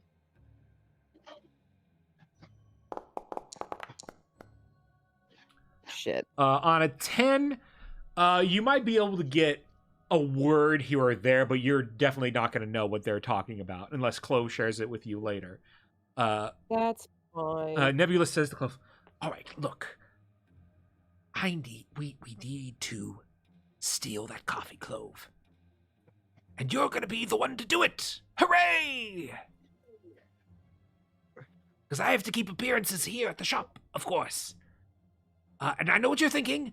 How am I going to do that? I'm a centaur. You know, I make noise. Well, here comes in my part of the bargain. I will teach you how to brew an invisibility potion." Oh boy.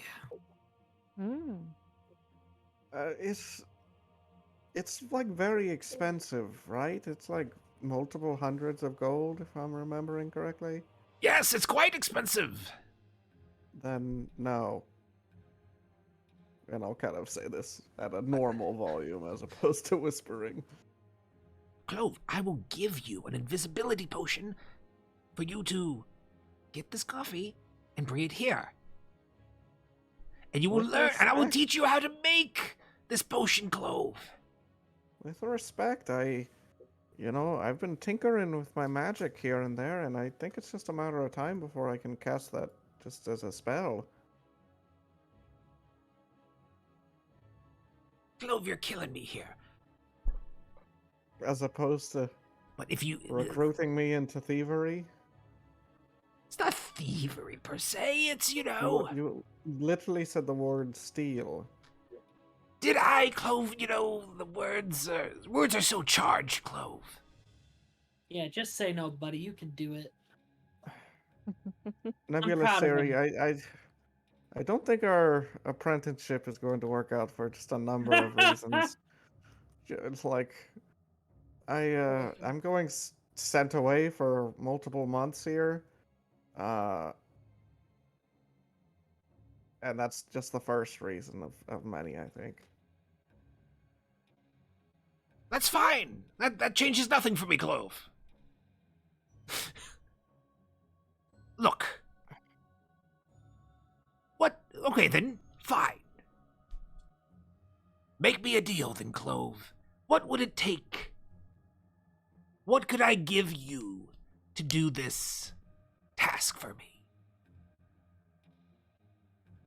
Mr. Nebula Siri, sir, I honestly think I've been learning more on the road than under your partnership, as traumatizing and terrifying and horrible as it is. I don't think I'm gonna be impressing the Mage Guild with a invisibility potion and. What are you talking about? That's, of course you would impress people with that. What do you think you have to do at a Mage's Guild to impress people? You're not. What do you do? I made potions. I made health potions. I made invisibility potions. You make the standard potions. You're not doing things to, you're not breaking the mold. You're not, you're not making a potion that'll transform you into, a dinosaur. I mean, you can, but, that's like a whole other thing. You have to just show them that you know the fundamentals, Clove, and that's when they bring you in and they'll show you other stuff, depending on what you want to do. I was under the impression you had to sort of make a splash. No, it's very bureaucratic. It's just check boxes, Clove. It's just check boxes. Can I do an insight check? Is he just trying to gaslight me? Roll me an insight check. He's literally the Rick Sanchez of D&D. 24. You get the impression that, he's, for the most part, he's telling you the truth. Like, if you have a way to, wow them, yeah, that's going to be in your favor.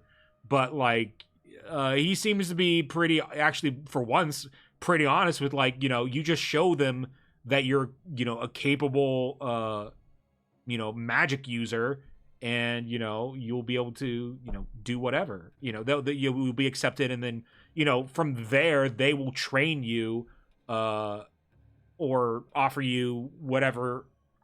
You'll be able to go further in your goals that way, but you have to like get in first, you know. Mr. Nebulous Series, sir, like if all I need is to make healing potions, then that's something I can already do. I think Clove. I can do more than just make healing potions. All right, Clove. Well, you said this yourself. You want to wow them, right? Yes. What if I told you that coffee would wow them? And I know what you're thinking. You're thinking, oh, this is crazy. He's just got all this coffee everywhere. But here, let me show you. And he will go grab a giant book, and he will kind of put it up. He will go by you, and he'll put it on the table right there on top of the other book. And he will say, look, this is what I've been researching with the beans that is used in that special like golden coffee. It's capable of doing incredible things. I think it's the beans. I think it's the particular beans that allows this to happen. But if we add a little bit of, a little bit of arcana to it, we add a little bit of extra juice, that coffee becomes more than just delicious coffee. It becomes extraordinary. In what way? In 1 second while I pull up the exact thing. I wrote in my notes, Clove puts his hooves down and says no. I'm trying to. Yeah, just keep saying no. He'll give up eventually. If you need Aranis, just let me know. I don't know. Clove is kind of stuck between like a rock and a hard place right now. He doesn't know what to do. Basically, if you do this deed for Nebulous, he's offering you to teach you how to craft an invisibility potion, as well as he will give you a flask of golden coffee, which is a consumable item that is a one-time use, and whoever you give it to, or if you use it on yourself, permanently increases your initiative by 2. Mr. Nebulous, sir, I don't really know what I'm doing, but I'm just tired of being told what to do, I guess. Clove kind of clacks his hooves, and he just gently starts, like, floating away over the table. Why does it remind me of that scene in the Lorax where he looks at the Onceler all disappointed, picks up his little butt, and just floats off? Maybe it's not forever. I don't know what I'm doing, and I have to go soon, and I'm not stealing anything because that's bad. So if you want to give me like 200 gold, I'll buy it for you, but I'm not stealing it for you. Well, Clove, I must say I'm very disappointed in you. And strangely, I don't care. Very well, Clove. They're breaking up. Here, you can have this as a parting gift. I made it this morning. It's based on my own theories, and I'll put down potion number 8 on the counter. Maybe you can learn something from it. What is potion number 8? It's like the spell transfer potion. I see. Well, that's quite an impressive potion. How regularly can you produce that exact one? I'll burn a spell slot and make another identical potion.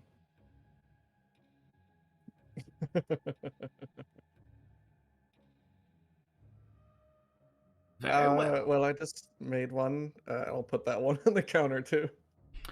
All right, Clove. Well, can you make one of these? And he puts down a potion of haste, or one of these, a potion of invisibility, or perhaps one of these. And he puts down a potion of heroism. He puts down, then he keeps putting down more and more potions. A potion of heal, a potion of supreme healing. These are all things you're throwing away. How many years would it take before you taught me how to make those? Ooh. Well, it depends. How many years would it take you to do the one thing I asked you, Clove? Can we hear this, really? At this point, probably, yeah. At this point, yeah. At this point, it's a bit of like a teacher breakup shouting match kind of thing going on. Aranis looks Clove at him. isn't shouting. He's just If I may interject for once. If I may interject briefly, that coffee is not just something that you can go and open the drawer and take. My beloved mentor is a bit paranoid about that stuff. I can't even go in there. He has it locked under key. Right, that's why I was going to have him invisible. Bullshit. It doesn't matter if you're invisible if you can't get the door open, or if you open the door and you get blasted by a spell. You never know. He's a sneaky man. What you're asking him isn't as simple as you think it is. Also, half your potions are stale. I'm an alchemist. I was trained in it too. Well It just then, looks gross. then you can all buy your potions elsewhere. Get out of my shop. I think we will. Even Bye. if it was easy. Can I wouldn't try to do it. sleight of hand something that he slammed on the table? I'll distract him to give you advantage. Sure, roll me sleight of hand. I pull out. What? Well, I first pull you out- have to tell me what potion are you going for?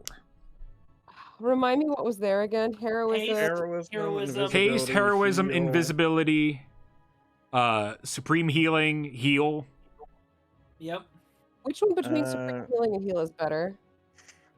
Honestly, I might go for one of the spells because I might learn how Heal to is in the duplicate sixth it. level spell.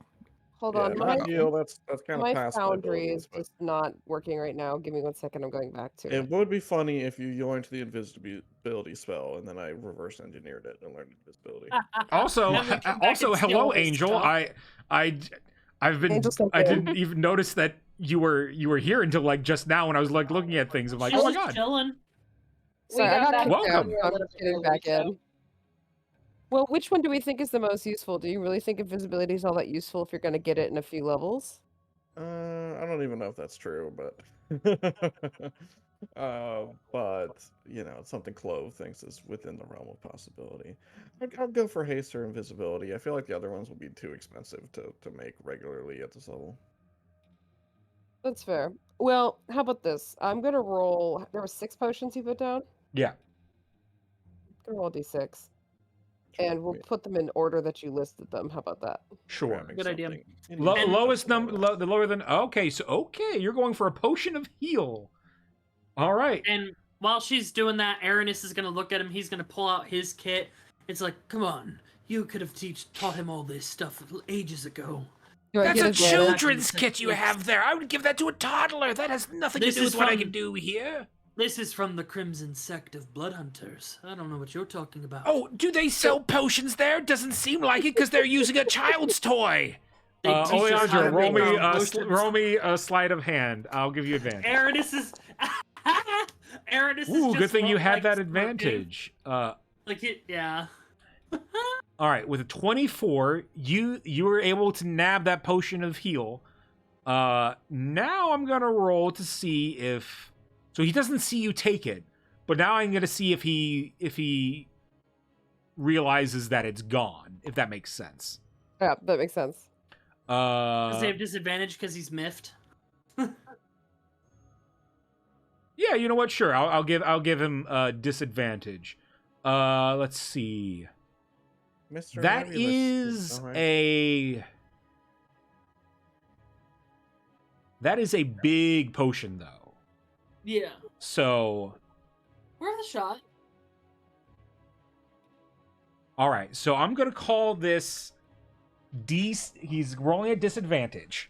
This is DC 10 to see if he notices that this potion in particular is gone. Because you picked a big potion. Like if you had gone for the potion of supreme healing, that would have been like DC 5.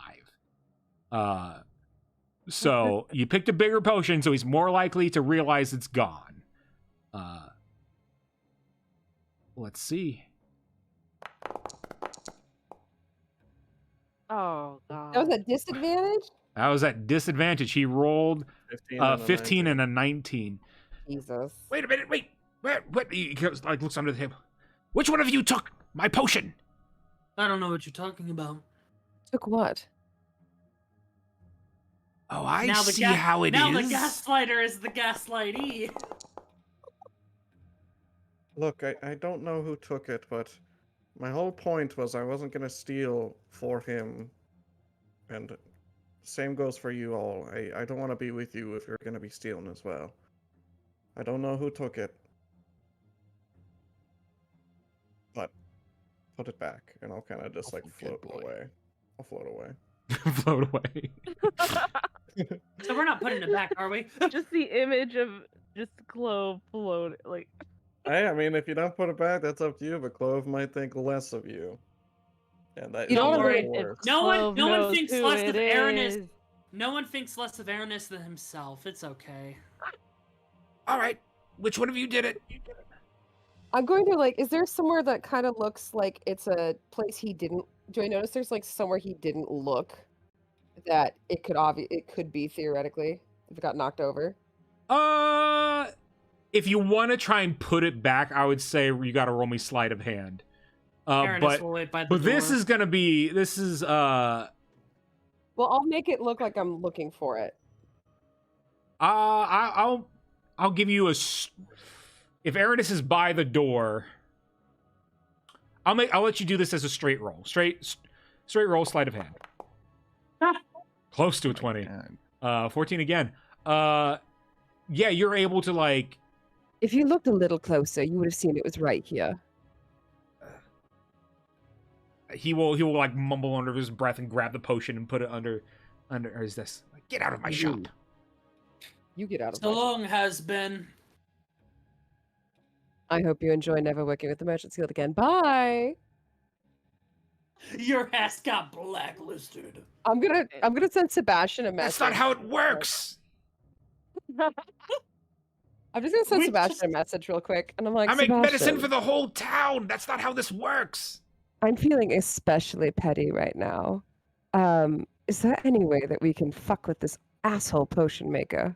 Especially because he keeps trying to steal Sebastian's He stuff. keeps trying to steal things from you. He keeps trying to bribe his poor former apprentice into stealing your coffee, which I've informed him is a really terrible idea. Are you sending stone to Sebastian right yes, now? I am. Oh, Yes, I am. I'm a petty bitch. No, I agree. Let's rap. Put him on blast. Like, Yeah. it's one thing Oh. to like Oh, stealing. That's a new low. as much as I do love messing with Nebulous, I don't think if he's in a mood, it's going to just cause more problems. You know, he does, make a lot of, potions that we need. Sure, he's a kook and he's annoying and And You he's an abuser. He's abusive. well, how There are about this? so many toxic people in this Well, world. Oleandra, if you want an additional task while you're at the capital, Find a new potion. find someone who can beat him. Amazing. Excellent. I'm Excellent feeling idea. especially Right now, petty. unfortunately, all the power's in his hands because he's the only one here that can do it. But if someone else comes here who can, well, we don't need him anymore, do we? Excellent idea. Capitalism. Gotta love it. So, just wanted to check because honestly, fuck that guy. Yeah, sorry y'all got wrapped up in that. We're just feeling a bit different after. Also, by last the way, we day. found the potion. It was on his desk. He's just an idiot. Roll me. You're I want you're an lying to insight Clove check, now. Roll I'm me not gonna say deception. lie. I look I at mean, Clove. I'm sure you've got like a plus a million. Sort of true. He Alright. found it on his desk. I see your hand. Nope. Oh, Didn't do good. Clove, you know that Oleandra's lying, but you also heard enough of things that she put it back. Yeah, so the that means potion, that means something to you at least, maybe. I look at Look, Yes, I look at Clove. She's trying in her own way. Yeah. The two of you, He doesn't pay you. Should have paid you fair wages for your work. So, honestly, the amount of time you've been here, that would have been proper payment. Just I saying. don't think two wrongs make a right in this case, and Mm. I if, didn't I don't if I'm think going he to was be, ever right to begin with. I mean, I don't have a choice really, but if we're gonna be together for the next couple of months, I'd just appreciate being upfront. I That's didn't even do fine. anything, so Ernest The didn't do last anything. couple days after getting my brain fried after fighting I kind of got wrapped up into all this. I know you all are a bit more experienced in the world, but and you see he's kind of shaking a little bit. This was like an emotional moment for him, and maybe the last couple days are kind of catching up with him. I As just look Aw. at Clove, as you okay. are telling the party this, your the the trauma that you've gone through these past couple days. Inquisitor Jelanus walks up and hears sort of like the tail end of that, and she sort of looks at you and says, "You're a Timberhearth, aren't you?" Hey, yes, I'll kind of straighten up a little bit, adjust the vest. Yes. I didn't want to assume, but there are only so many sheep tars, in the world. There's a lot.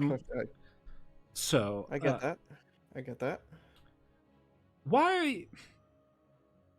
You are very different from another Timberhearth I've met. I assume you mean. Well, maybe I shouldn't assume. Which one are you meaning? Well, Inquisitor Bella, of course. Yeah. Oh, she graduated. Oh yes, she is quite the force to be reckoned with. That's putting it lightly. Yes, I don't know what she's been up to since, whether it's duties within the church or if she's going to follow my same path of training to become a protector. But you two couldn't be more different. Yeah, the joke is that she should have been the one with the horns, and that kind of like gesture to my horns. She doesn't. I think it's for the best that she doesn't have them. She would be even more fearsome if she did. I don't think it's gonna be limiting her. Well, it's good to know that she's been doing well. I haven't seen really any of the family recently, ever since the being sent off to magic school, really. Yes, well, I mean, perhaps you'll see your sister in the capital. I think, as far as I know, she's still there. Yeah, I think the parents are always traveling, but either of my sisters would be a great sight to see. Maybe it's the one silver lining to all this. I will say, what you do share is sort of, there is a kindness within you both. However, consider this journey to the capital perhaps a more personal journey for yourself. It was never my place to do so, but in the times that I've met Bella over the years, she seems to have changed a bit. She's not as cheery as she once was. I mean, that can just come with, the years of training and due diligence and, battles fought and battles won. But, perhaps you need to find a new bravery within yourself. If not for this overall goal of protecting everything, think about it on a personal level, perhaps. Check in with your sister. It's not a bad idea, or really any of the family I can reach. But especially Bella. Rose too, if she's there, I suppose. No need to leave them out. I only know Inquisitor Bella. She's the only one I've had the pleasure of meeting. Forced to be, like I said, forced to be reckoned with. I would not want to cross blades with her. Other than sparring. It's good to know that she's still making herself known. Quite so. But that's enough about me. I'm sure my friends here have some stuff to do as well. Very well. I think we are still getting everything together for when we meet again in a couple days here. But I wanted to see if we had that mutual acquaintance. There's never an optimal time to ask. Yeah, better to speak than not. That's a lesson I'm still trying to learn. All right. Anything else from you, Clove? No, but I think I'm getting involved in someone else's antics. Other antics, yeah. I see. Well, let's see. Well, now that she is here, I'm a little disappointed in these two, but also they did return it, so I'm not. Well, also, right. Aranis wasn't fully a part of that. He was just in their own way. He was right. just. I mean, I don't know exactly what man. happened, so I'm like a little. Aranis, you're up mad, next. I'm just disappointed. Okay, so first off, we're starting off strong here. I want my bath. So that's a basic thing. I have a list. All right, we Aranis, the bath is done. But yeah, he gets a bath, de-stresses, gets some wine to also de-stress. Aranis, you draw yourself a luxurious bath in a not so luxurious tub. You pour yourself a glass of wine. You spend a gold. You get a bunch of scented candles, and you just lay back. Some candles and soaps and things like that. You just lay back in the tub, relaxing, and as you're doing this, a child runs into the screen that separates the bathroom in this like sort of not like, what's the term? It's not halfway house. It's just like temporary housing that you're sharing with people, and it like almost like falls over, and they're like, "Oh, sorry," jarring you out of your Zen moment. But he isn't too bothered. He has like a warm cloth on his face, so he doesn't scare any kids because like his eyes are kind of freaky. And he just waves them off. But after the bath, during this time, probably the first night, I will finally talk to Ana. I will pray to Anos as I was instructed by our good priestess friend here. So I'll wait during one of these nights and just open myself up to any communications via like normal signs or anything, and I just meditate and will pray to Anos. Sure. What do you say? Anos, it has been a while since we've spoken last. I have sought guidance from one of your priestesses. And she told me perhaps it'd be best to embrace the pain, to embrace the darkness. With these threats looming over us and having to return to the capital. This threat, is there anything you would have me do? For I suffer in your name alone. Alrighty, here's what we're gonna do. What intentions do you have as Aranis? Are you going down? I know you've mentioned in the past things like a possible multi-class or something like that. Are you looking for like? Are we talking like Paladin of Anos multi-class, or are we talking like Cleric of Anos multi-class, or is this like a separate thing? This is a bit of a separate thing. Okay. This is more so, taking the advice from the priestess tapping into, because she said perhaps maybe he wants you to embrace the pain, speak to him at night. And so he's just trying to see if Anos has any particular task for him, any advice for the task that he is on the way for, because if Aranis is on this path, it is most definitely going to involve a lot of suffering and hardships, which is things that Anos likes.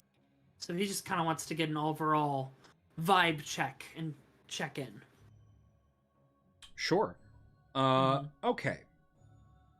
So, when it comes to the gods in this world, this is going to be a bit different than the only person here who would have context for this would be Izzy, because Izzy's in my offline game. In my offline game, it's like, they pray to the gods, they roll, high enough, and then something magical fucking happens, and they get a nice hefty boon. In this campaign, the gods have been cut off from this world. There are still slight remnants of their power, enough to give a cleric their strength and a paladin theirs, but it is extremely difficult. So I would like you to roll me a d20, and you can add 4 to this. Okay.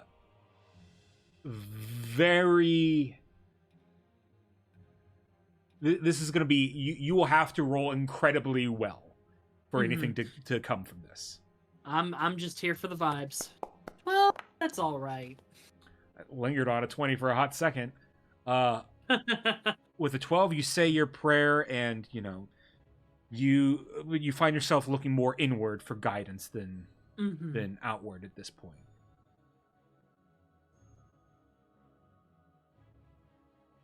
Gotcha. But you don't get the feeling as if the god of death has heard you, or if they did hear you, they're not talking back, at least. Aranis just nods. I will continue on the path then, and hopefully hear from you. Okay, aside from that sad inward look, I want to go on to the market. I want to buy and sell. I have a few things that I'm not really using, and I want to get money for not only, some projects, but also for some other things. So, all right, what are you wanting to buy? You can sell your stuff pretty much anywhere, and it'll be fine. He's looking at the possibility of new armor. Something that will up his AC already. I know I got my shield, but maybe change out of the scale mail from its, something better than scale mail if I can't afford it. I know, possibly not. But he would sell his current armor, like the scale mail pieces, and I was also looking at selling the boots of swimming, as I don't think I'll need them. And he has just a normal longsword, so he was going to sell the regular longsword as well, just to kind of fetch some. All right, so we're selling boots of swimming, a regular. What is the sword? Regular longsword. Is this the one that you got that was painted black or whatever? No, that Gel has that one. Gel has that one. Okay. Yep. Okay. Okay, I'm just doing my own calculations here. Oh, good. Okay, boots, sword, and what else? Scale mail if I can get a better armor option found here. You want to buy scale mail? Okay. Oh no, I want to sell my scale mail. I'm wearing scale mail right now. I wanted to try and sell it for a better option. I don't know what that would be yet, because I can't remember what's better than scale mail. Is that like at this point? Would like the next upgrade be like half plate, or is half plate like the same? I think half plate might be. Hold on, let me see. It's been a hot minute. Yeah, half plate's the best. I'm a DM and I don't even know. No, Christ. Yeah, it's so much half armor. plate versus. I mean, there's plate. Yeah, half I mean, plate I think would be. Yeah, let me see. Half plate would raise your AC beyond by and- 1.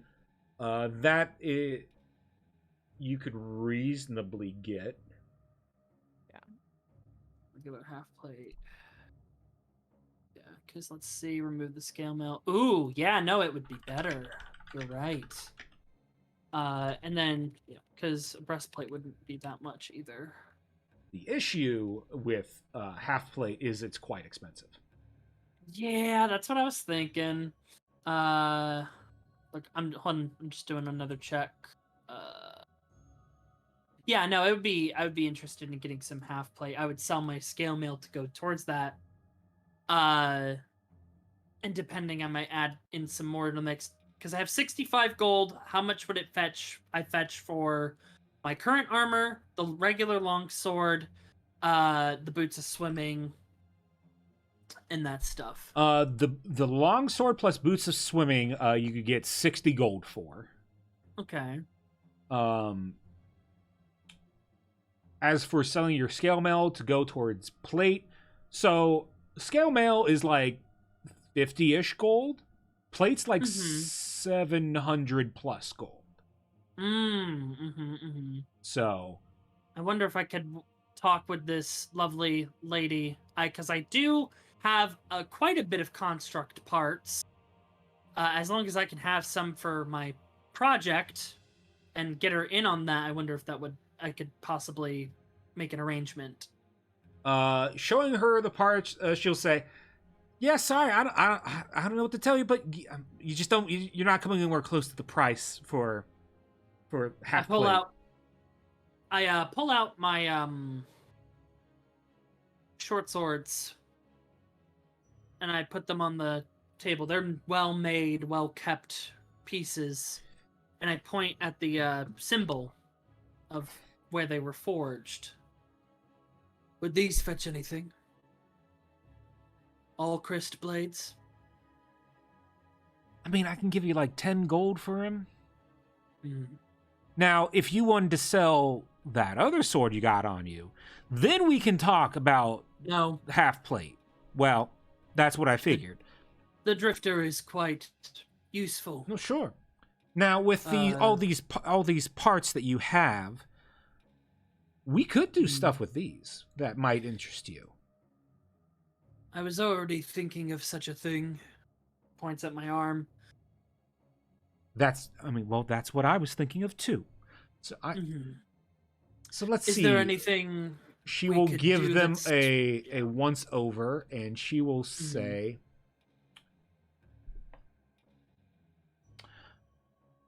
"I might be able to help you out here. What? I have a few ideas. Do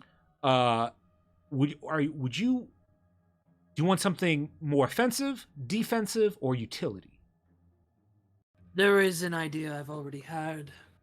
And I'll bring over Clove, because I imagine, because I talked about board with Clove, Skunky on the ideas, Aranis would bring over, some papers with some details on a possible constructed arm using these materials, and creating a false system of blood vessels that connect to his shoulder, the veins, so that he could draw blood into the prosthetic the same way he could draw blood from his other hand, and go into the details there where it's properly reinforced, and with the even possible goal of infusing my crossbow to the arm to shoot projectiles and not have to constantly activate my blood right on each single bolt, but in the entire arm itself, for maybe even a greater cost.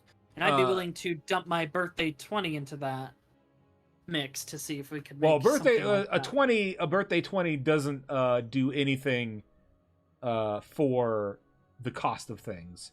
No, not that. I'm talking about crafting. Yeah. Sure, I see what you're saying. She will say that seems relatively feasible, but you don't have enough to do what you want with what you have. but we can start you on the way there. One of the things I could do for you right now that I could get together rather quickly, you know. I don't know if you guys are staying around for too long, but if you're not, you know, I can get this done in like a day or so. I can add in as an offensive option, you can add at this moment a ranged dart to your prosthetic. Okay. It would be, and the damage would be like D4 plus Dex. It would use, you know, it would use Dex, not Strength, on your 2-hit. Okay.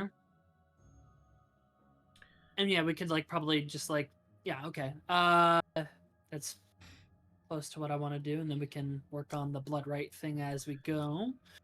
I'll give you the other options that we have. Aranis nods. I can reinforce your prosthetic if you'd like, and it could really, it could make you a lot harder to hit. It could even do, in some ways, better than the half plate, but only in certain scenarios. So if you got a reinforced, remind me which arm is your left arm. Left. Okay, so it would be. That'd be chopping off. Right so there, with your character facing towards me, it's on. It would be my right. Yep. Okay. So what you can get is a +2 AC when you are attacked from the right. And what's our other options? Well, other option. Well, this came to me. This just seems fun. I could put a grappling hook in your arm. I mean, use that. You could pull an enemy to you. You could swing somewhere if you needed to do it. You know, 30-foot range. I think now with a certain artificer in my party, would some of these upgrades be feasible to do with him later down the road when we have certain capabilities and materials? Yeah, I mean, even what you said that you wanted to do down the road, that's something that you could definitely do. You just don't have the gold resources, whatever, to do it right now, you know? Okay. So, yeah, because we have most of the resources to provide, for the prosthetic, so Aranis will keep his armor for now. With looks into upgrading it in the future, if not for aesthetics. And we'll go for, honestly, the first option, so we can upgrade that ranged attack later. You got it. So I'll sell the regular longsword, the boots of swimming, and what else did I have that I was selling? Oh, that was about it. I think those were the main parts. Because I'll hold on to my family swords for now. All right. And which of are you going for an arm upgrade? Yeah, I'm gonna go for an arm upgrade. Which one? We're gonna cut off. We're gonna go for the dart. The dart. So we can have a built-in shooter. Okay. That upgrade will be 100 gold, and what that will allow you to do is, as part of your attack action, you could, like, you know, swing your sword and as a free attack fire a dart up to 3 times per combat. Or you can just fire that dart, you know, in lieu of something else, you know. I like that. I like that a lot. And selling the sword and all that too would be just enough to, because I'd have 125. So yeah, I think we'll do that, and then I'll write down, like, I'll show, like, so I think montage of Clove, Aranis, and I forget her name, the blacksmith. Aranis has amnesia. I believe her name is Tara. Of us working together, just planning it out, getting it set up, putting in, like, the veins and all that, making cool clunky pieces that totally don't look like Link's new arm from the new game. Wow. Because I was like, construct pieces look good like that. You got it. All right, so you're off doing that. Let's see. Even, gel, odd is she. Oh, there was only one thing left. I was just Arius would also be looking for books on evocation or abjuration magic in between all that, if possible. Anything specific with those books? Just the book, any books about evocation magic and spells of the of abjuration or evocation for some future plans. Let's see here.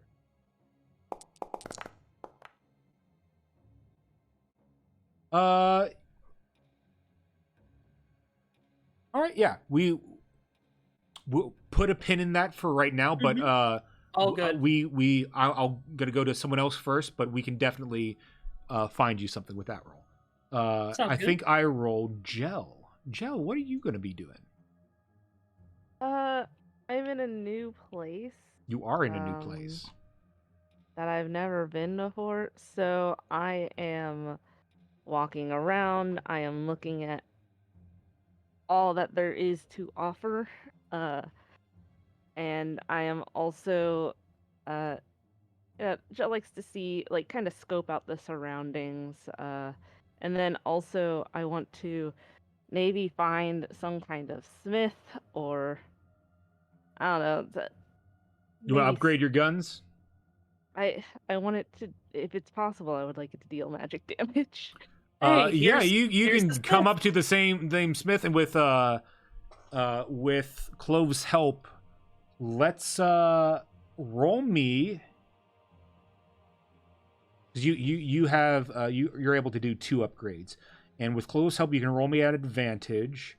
This is an upgrade to make your main pistol magical, which will give it a +1. Ooh. Let's see. So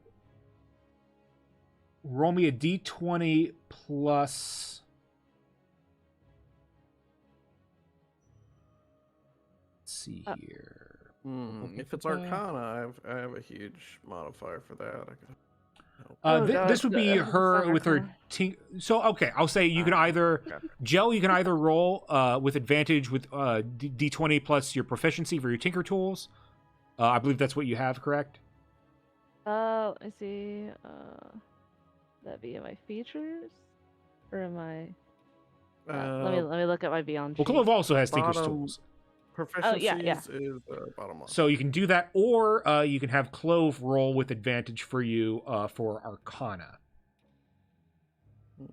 Up to you. I don't want to like steal your roll if you want to roll it.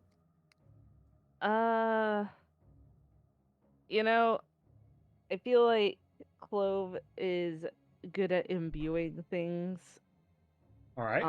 With magic, and Gel would just kind of look at Clove and go, you know, I'm really good at the practical, you know, actually Practical using application. it.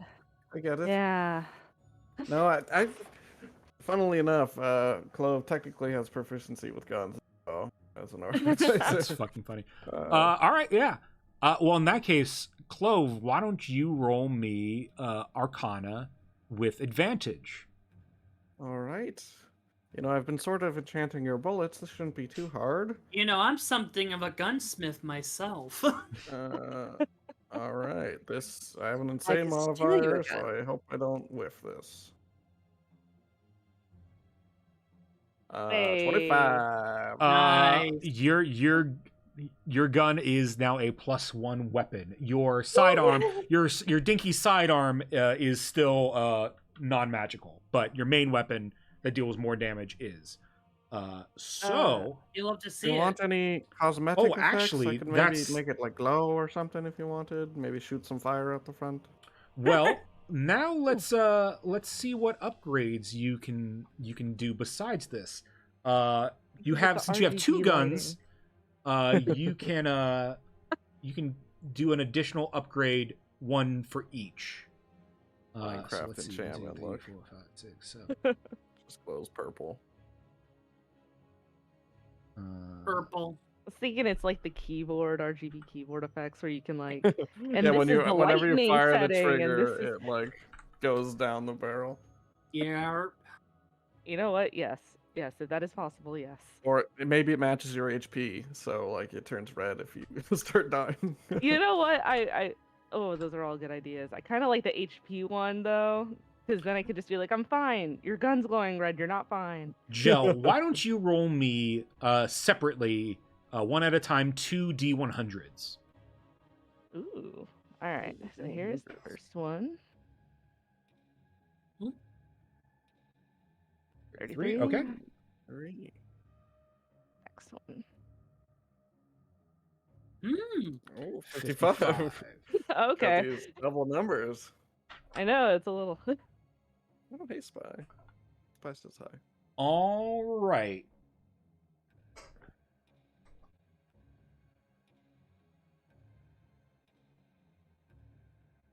Okay. The 2 upgrades. Oh wait, I did this wrong. I forgot. I give you. I was doing a thing, and then but you actually get more choices than this. So hold on. We'll put we'll put those down. So we'll start with this, and you'll pick the. Okay, so we. All right. So your first upgrade choices are. You can add a second shot to one of your guns. So you would fire and then it would like it would like basically it would be like a bam bam sort of thing, you know. Pulse rifle. Sort of. Or gun for your gun. And for the gun. I heard you like guns. It's a gun that fires smaller guns. You can We're applying upgrade Borderlands logic. You can upgrade the damage to one of your guns. Ooh. Or Straightforward, but good.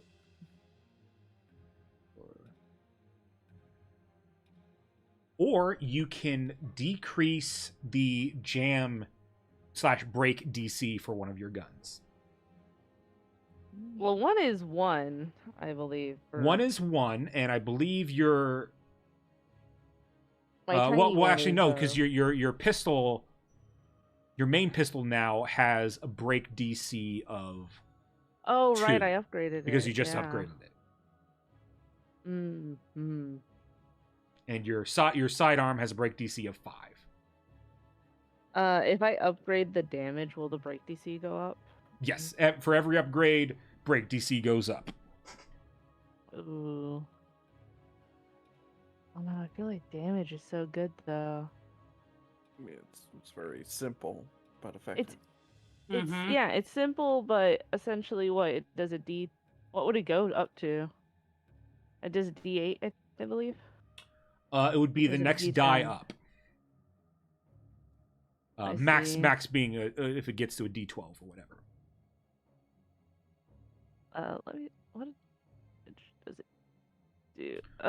There's a D10. That would be a D12, but I'm not a big fan of the. I don't know. I don't know if I want to do the second shot. It's between damage or the. Yeah, second shot means another chance to jam as well. Yeah. Yeah, that's on. So I'm thinking either damage or reducing it. But I feel like 2 and 3 is playing it safe. I feel like once I get to 3, I'll want to start reducing it. After that, so I think damage. Damage up? Okay. We will adjust your weapon so that the damage goes up. Let me put that into the notes. While I'm putting this into your notes for me to do next time, can you roll me 3 more D100s? Oh, diddly Oh, dear. God, I'm a little scared. All right, if I make the gunpowder chamber just a hair bigger, you should be able to fit more in. Oh. Or I'm not sure if this is a magical gun. I don't. I guess it is now. Does it need gunpowder? Who knows? Okay. Ooh, 91. It's high up. Alrighty.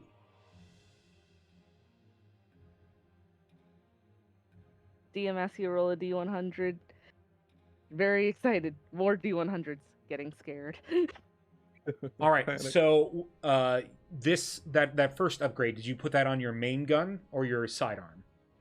That was the magic?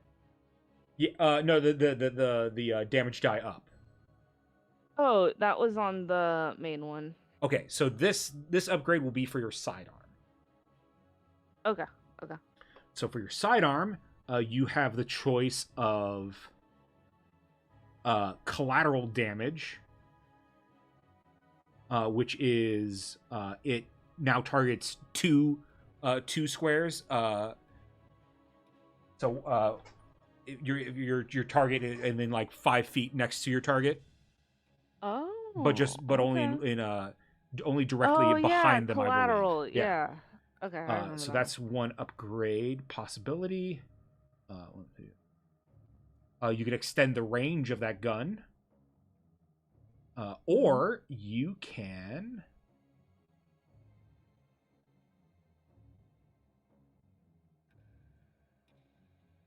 You can put a silencer on it.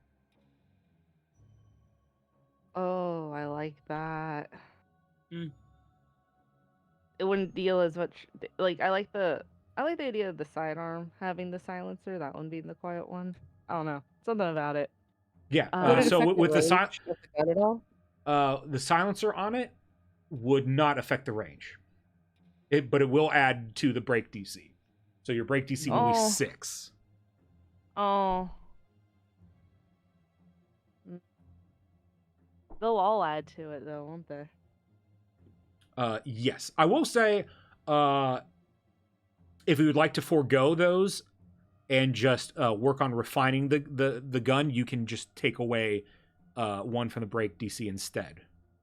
I think I will go for that for it right now. All right. So your I'll work on like basically refining this one before I start really upgrading it. That makes sense. Just take your magic one so we can deal magic damage. You got it. All right. You won't need me to catch a magic stone anymore. Sad. Well, that leaves more spells for you. Hooray. Okay, so the damage die on your main gun is going to go up. Your break DC on that gun is 2. Your sidearm is more refined now. Its break DC has been reduced to 4. Cool. And then yes. I guess the only other thing I would be looking around is if I don't know, I got those scraps. I wonder if I can maybe fashion a cool, like, I don't know, longsword or something out of them from those alpha. Hey, let me get rid of my construct parts because part. Do you have any smithing tool proficiencies? I do not. I would be looking for someone to help me. Well, the smith here can help you. The construct metal. I mean, basically you're gonna get like a janky short sword here. There's not gonna be like it's not gonna be like a +1 short sword or anything like that. The stone and the metal that these constructs were made out of weren't magical. It was the thing that powered them that made them magical. Okay. I thought they might have been made out of something sturdy. I don't know. I mean, metal and stone is very sturdy. All right then. And Aaron's like, maybe so when are we going to chop it off? Which I believe leaves us with, last but not least, she. Hello. Hello. What is she doing in all right. of this? She is going to be one of 2 things throughout the time. Number 1, just flitting around and helping wherever he can. Mm-hmm. Whoever wants it or needs it. I'll need your help when they chop off the arm. Fair. And just like around town too, just like whatever odd jobs need doing. And number 2, he is going to be freaking out about his new hand. Yeah. One of the things with your new hand, as you after the party went and first came to Campion and talked logistics and everything with with the envoy and Lysander and Sebastian, all of them. You guys all rested for the night. When you woke up the next morning, you found your new hand sort of like picking away at your holy symbol. Ooh. While you were asleep, and in fact seemed to kind of like pull off or like pick off the sunbeam that is the Solrata symbol, picking off the little beams and leaving just behind just the circle of the sun, and in that circle kind of etching in a second layer, like an under a semicircle within that circle, which with the rolls you guys had previously made, you would know as the symbol of Ladar. Incredible. Oh, he hates that. He's definitely gonna spend, seeing that, he's gonna also spend some time. He's probably got little rituals that he does for Solrata, and just kind of like praying to her a bit too. There is a shrine to Solrata in town if you would like to go to that. Wonderful. Yeah, he probably would and spend some time there. Well, let's all go to that. Excellent.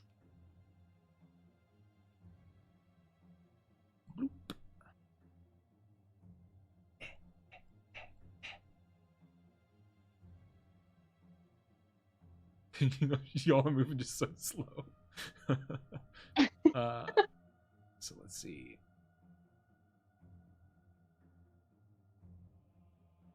All right. It's a little. You're more used to like in the capital. There's I grabbed all of you. I didn't mean to grab all of you. In the capital there are actual temples and to all the gods.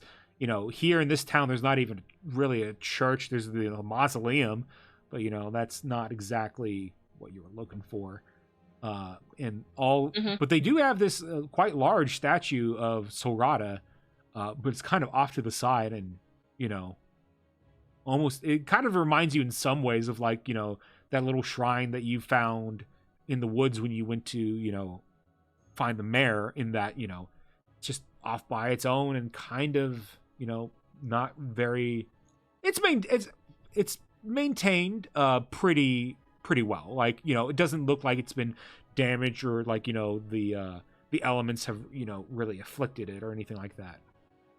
But it's not the same as a church. Yeah.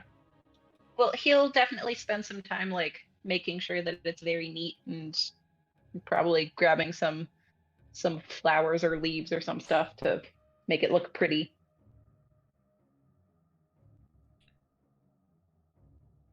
Do you do any sort of prayer or anything like that?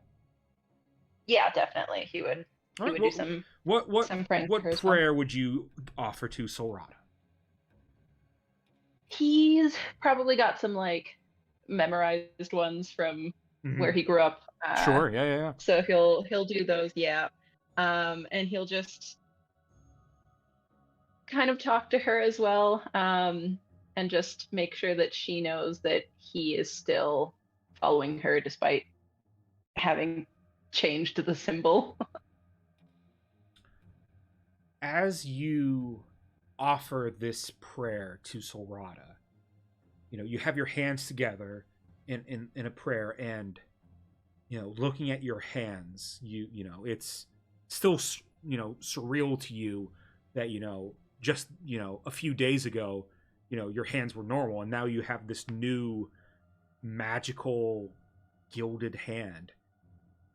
And as you're offering this prayer, your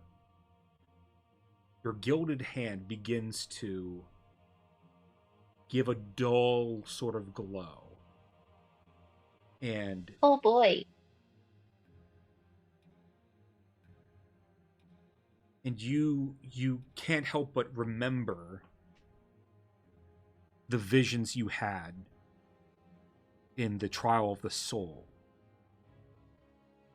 And as you think back to those visions that you had, your vision almost like kind of like splits briefly, and you actually I'm gonna make you roll for this. Excellent. You will have to do so because I only have my phone here. Oh, well, in that case, I have no computer. I'm gonna give you an insight at advantage. Fucking nat 20s. Natural Can you 20. just fucking She. So this is a campaign about she. You know, lore isn't supposed to be dumped like here's everything, you know? You're supposed to find things out slowly. All right, she. The No, dice have other you're not even ideas. here in your Fritz on vacation. as you're offering your hilarious. prayer, you make a connection.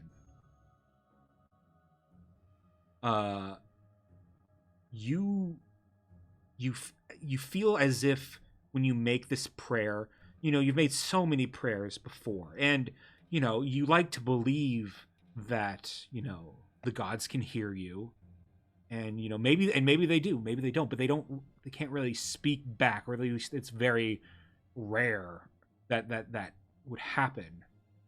And you remember back to, you know, the teachings of, you know, the holy wars, and when they came to end the banishment of the gods, and it's almost like, you know, prayers were cut off at that point. And that's where it clicks. Your hands together in a prayer. If you were to take a knife and just cut horizontally in half your hands that were in a prayer, it would look awfully close to one aspect of the Cult of Whispers symbol. You always thought of it as an A, or something that looked like a weird sort of A, but that doesn't really make sense to you now that you know they're called like the Cult of Whispers or whatever. You know, maybe that symbology had more meaning to do with, like, you know, the Druidic tribe they were once a part of. But if there's something deeper than that, you know, I mean, with your nat 20, you know, you sort of understand now some of the symbology within the Cult of Whispers sigil. The lines that make up the A are the cutoff prayer. The semicircle underneath the flower is Ladar's symbol. But Ladar's symbol is also one and the same with the arcane. The arcane, that makes you think, but then the Ladar symbol is no longer complete either, because it's missing. You know, the Ladar symbol is just that semicircle with a solid circle above it, but that is not complete anymore either. So you have the holy wars that cut off the power of the gods, and then you have this incomplete arcane symbol of Ladar, and you think of the Great Collapse, which cut off the wondrous arcane powers of the mages. And you're left with now, in the center, this broken flower. And the flower itself, you know, the Druids, they hail from, or they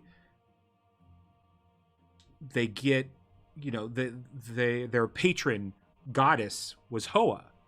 Hoa's symbol was a flower. And this flower has been, you know, damaged, torn away. And part you're not exactly sure what that means. You don't know if that means like if that's a symbol of, you know, the druid of like the druids having left the tribes, and this is their saying, you know, like we are no longer a part of this flower, this core, or something like that, or if it means something else entirely. But you get the sense that there is a deeper meaning to the symbology of the Cult of Whispers, and perhaps there's still a lot more that you don't know. Oh boy. Those are some terrifying realizations that she is gonna sit and ruminate on as well. Indeed. As you are ruminating, let's see who else would be. We'll say on this is like on your way back home. You know, it's a bit later in the day. Let's see. Give a roll.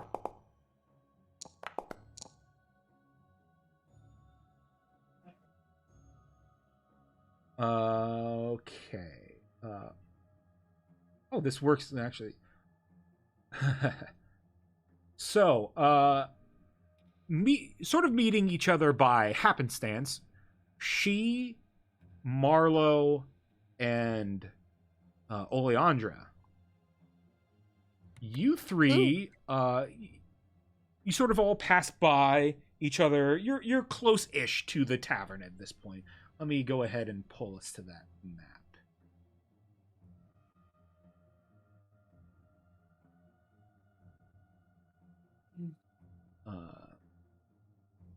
You guys out, spam. Marlo is Marlo. And then she is. Where is she? Is she back in the? Oh, there's she.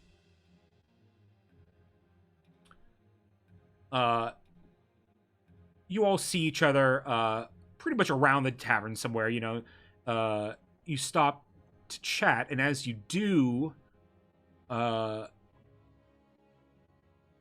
first let's start with that. The three of you sort of meet around the time of, we'll say you're about to head to grab dinner at the tavern or something like that. Oh, hey, glad you could make it. How's the hand wing? It's fine. You seem a bit distressed. Are you okay? I'm fine. Don't worry. I guess Insight check. Don't believe you.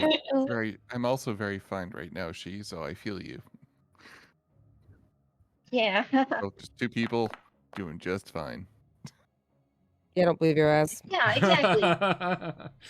Sorry, we're real table or just a few of us? This is just a couple of them together. Because Oleandra, while you're grilling she, roll me a perception check, and Marlo, you can do this too. She, I think you might be distracted by by trying to defend yourself. So Oleandra and Marlo, you both see Jet kind of slink out of the tavern and kind of start to jog away. A little bit of a more serious expression on his face than you were used to seeing Oleandra. And it's a little weird that he's leaving the tavern right before, you know, the dinner rush. You know, this is, you know, prime playing time. You know, this is where you're going to make the big bucks. And he's just darting away. I'd like to follow him and try to keep out of sight. But I want to keep him in sight, if you know what I mean. Sure. Why don't everyone who wants to follow after Jet, why don't you guys roll me a stealth check? Sure. Come on, you give me my stealth. No, come on. Eh. Sorry, my Where are face you makes all a lot. going? I just saw Jet leave the tavern. It's sort of suspicious. I'm going to. I would like to see what he's up to because he wouldn't leave at this time of day. Not Are you before. sure? He Yes, he actually booked the stage in a couple of minutes, so it's kind of weird. Maybe he forgot something? he doesn't live that way. Okay, and let's roll some stealth for she.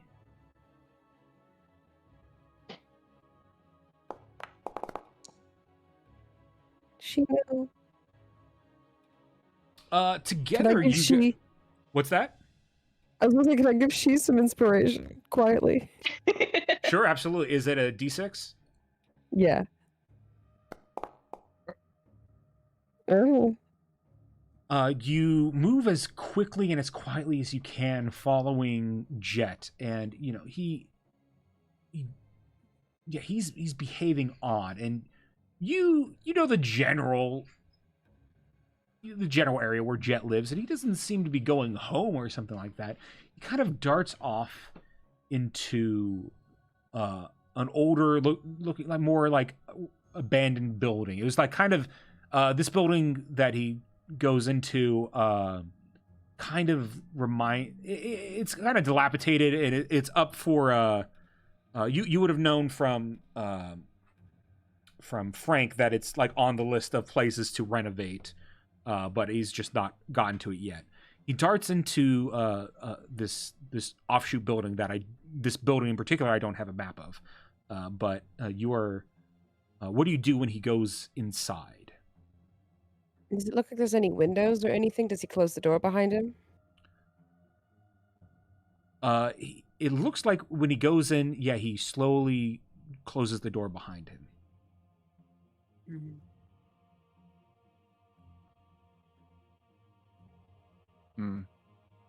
Maybe he has indigestion, didn't want to stink up the train or something. By the way, don't order the soup today. Good to know. Yeah. So I didn't hear you if you responded, DM. What was your question? If there's anywhere for us to look inside, or if he left the door open. He didn't leave the door. He closed the door behind him, but there are some like windows. Some of them are broken, but there, yeah, you can definitely see inside if you want to get close and look. Can I see him through the windows? Make me a perception check. Okay. I'll ask my friends to also come help. Is the roof unfinished? I've got guidance too, and I can guide you. Okay. I'll take a deep. So while it showed up as she, I was rolling a bit of a. So with the guidance, it's a 19. As you go to look in the window, you're briefly blinded by like a flash of like red light, and you kind of like duck away, and then not knowing what it was, and when you look back, the room is empty.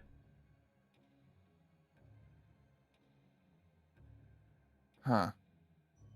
So with a 19, huh? Damn.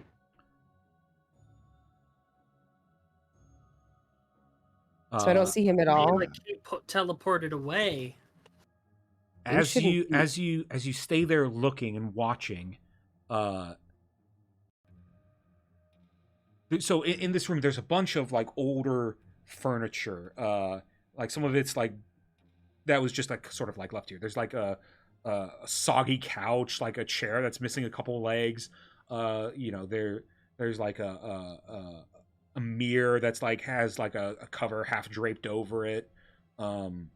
There's even like a piano that looks like it's seen much better days, and some debris on the ground.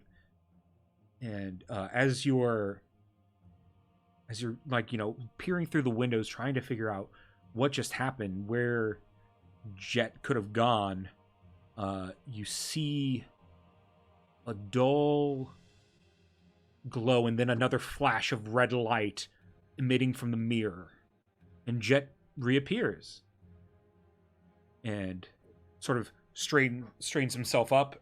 It looks like he's almost like thrown out of the mirror. So he kind of like strains himself up, like brushes himself off, and then he starts to make his move for the door. Are you guys going to stay in the area, or are you guys going to dip to hide, or at least hide out of sight? Let's I dive in bounce. a bush. Or do you want to confront him? I think let's bounce. I would like to investigate something before. Yeah. All right, Let's so you guys bounce. move out of the way so he doesn't see you. It looks like keeping your distance with your stealth checks, you're able to do so just fine. You watch him, and he appears to be on his way back to the tavern. Okay. Does his demeanor seem? Interesting. He seemed like angry, right? You said before, or tense? He seemed tense before. He seems still a little tense, but you can, as he's walking, you can see with like every step, more and more of his bravado's coming back to him. It seems. Okay. Interesting. I would almost like to get everybody together before we investigate anything. He'll be busy for a bit. Maybe we can collect everyone real quick and just do a little snooping, because that's weird. The party, you say? Sure, I can go wrangle them up. We'll go grab people, and I will give them the brief synopsis of strange mirror, Jet reappeared somewhere. Sort of want to look at it, but want to make sure that we know what we're getting into before we touch anything. That's basically what I give, the vibe I give them. All right. So do you go into the dilapidated house? Yeah, but we should check for traps first and stuff. Oh, definitely. Roll me perception. Okay. Does someone want to help me? Is this the same day as all this other stuff for clarity, or is this Yes. kind of fluid time? Gotcha. Sure. I'll. Do you want me to assist? Yeah. Sure. I'll. We're the same roll, doesn't matter. Oleandra, you don't detect any traps. However, you do hear something. What do I hear? You hear Surprise. what sounds almost like a ticking sound, like a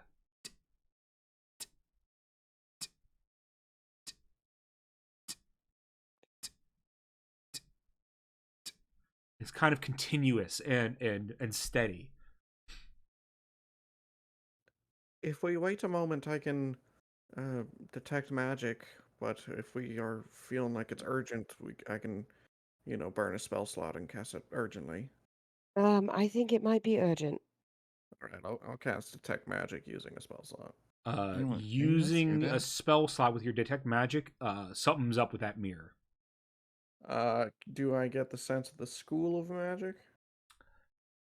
The school of magic? It Yes. seems to be Detective, some sort of Harry. I forget what the exact school for this is, but call it teleportation-y vibes. Mm. Lovely. I think the mirror might be some sort of portal, or it leads somewhere. Do you get the sense that Conjuration. that could be the source of the ticking? It's a pipe bomb. Sorry, the source of the ticking noise. Something If magic you, can't tell me. Oleandra, focusing your hearing, you think the ticking noise might in fact be coming from the mirror. All right, I want to take a look at this fake thing. I didn't pack identify today. I didn't think we'd need It's it. okay. I think you've had a traumatic experience with that All right, so recently. you're investigating the mirror. What all are you doing? First of all, I'd like to see if there's like any writing on it or something. I'm trying not to look directly in it yet. I'll. Marlo will pull out the eye and be like, "Hey, Willow, do you remember like Auntie, Abby, or my mom, or Evelyn ever having like a red glowy mirror that ticks? Just wondering." Okay, it's Barlow, by the way. Okay, bye. You do not get a response. Figured that. looking at the mirror, roll me investigation. Investigate. Pretty good. You see etched into the mirror all sorts of what look to be like musical notation and like flourishes as like decoration around the entire mirror. That. Like even like now that you're inside and close to it, at the top it's like, you know, it's like a one side of, and the mirror's half covered too. So, you know, there's only a little bit of the mirror itself out, and you said you're avoiding that.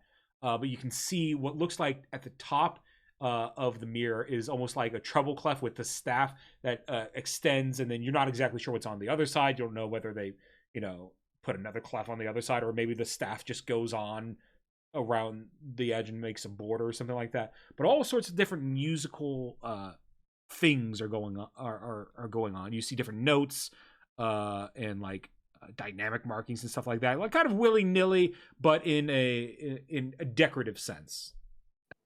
Could this ticking noise be sort of construed as like a metronome? Like, is it very regular? It is very regular, and just mentioning a metronome, Oleandra, you were the first to hear the ticking. It does sound like it could be that. Ooh. All right, I'm gonna pull the rest of this cloth off this mirror and take a good look at it. Okay. We're making choices. We're touching things. This is why you brought me on this campaign. Who else is close? Would say they're close enough to the mirror?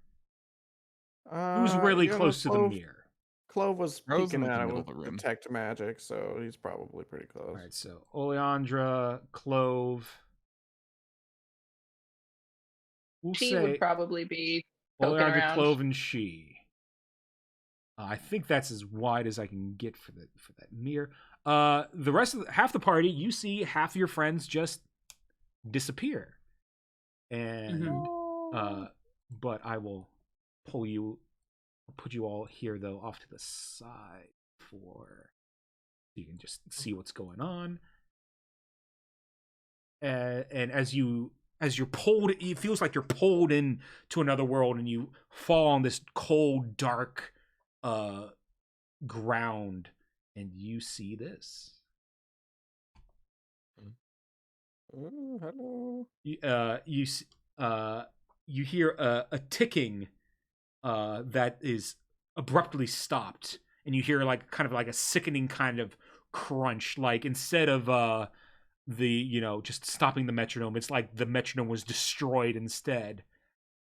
And you see in front of you, sitting on an organ bench with a violin, not even sitting like really weirdly on this organ bench, like kind of because there's a bit of a back to it, but this thing's like feet are kind of like he's like lounging with his feet over it.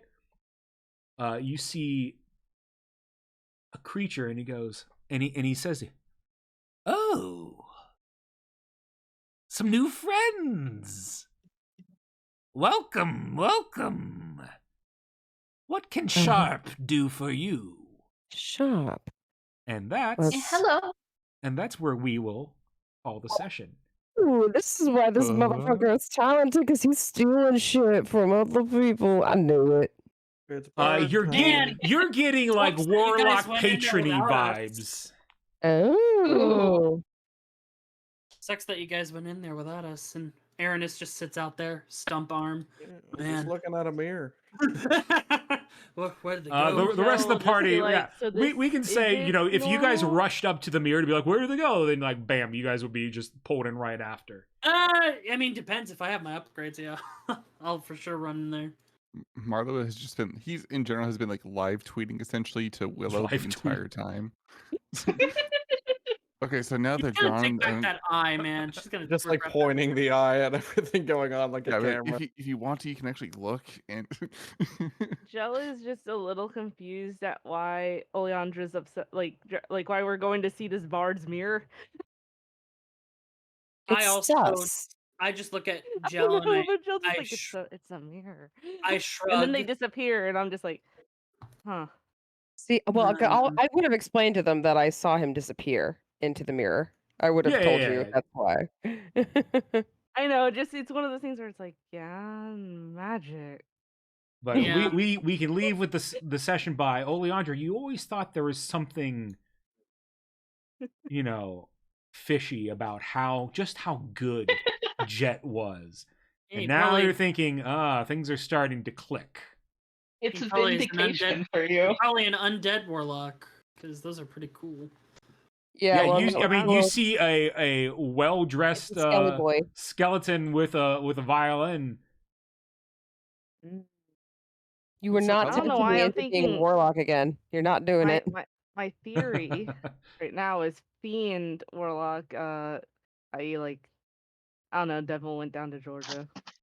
Yeah, got it. That kind of Yeah, vibe of. Yeah, me and Koi are also working on Aranus 3.0 refs, so it's fun to get it all settled, Wow. including chopping off that arm. Did you actually chop your arm off? That was my main idea, or reinforcing it, but I'm like probably Maybe chop the arm that's off. safer. Well, it's gonna be a prosthetic regardless. Might as well get rid of the. I don't know. I have some ideas. We'll figure it out. But he's got a prosthetic one way or another. We'll just like iron Man, that out. you should have been the one who stuck your hand into the weird, mysterious orb. Right. Yeah, but I wasn't fast enough apparently. All right. Well, Well, great game. if I'm being honest, the I like this person arm a lot though. This projectile option. Ooh, I have plans. the person I thought That's was fair. going to be fucking around with the orb the most was Oleandra, actually. But then when she got injured, I was like, oh, that's probably not so likely anymore. So then it was like, oh, it's going to be Marlo or she, who's it going to be? And with, you guys doing Soul last and she being the one who ended with the orb, that was Yeah.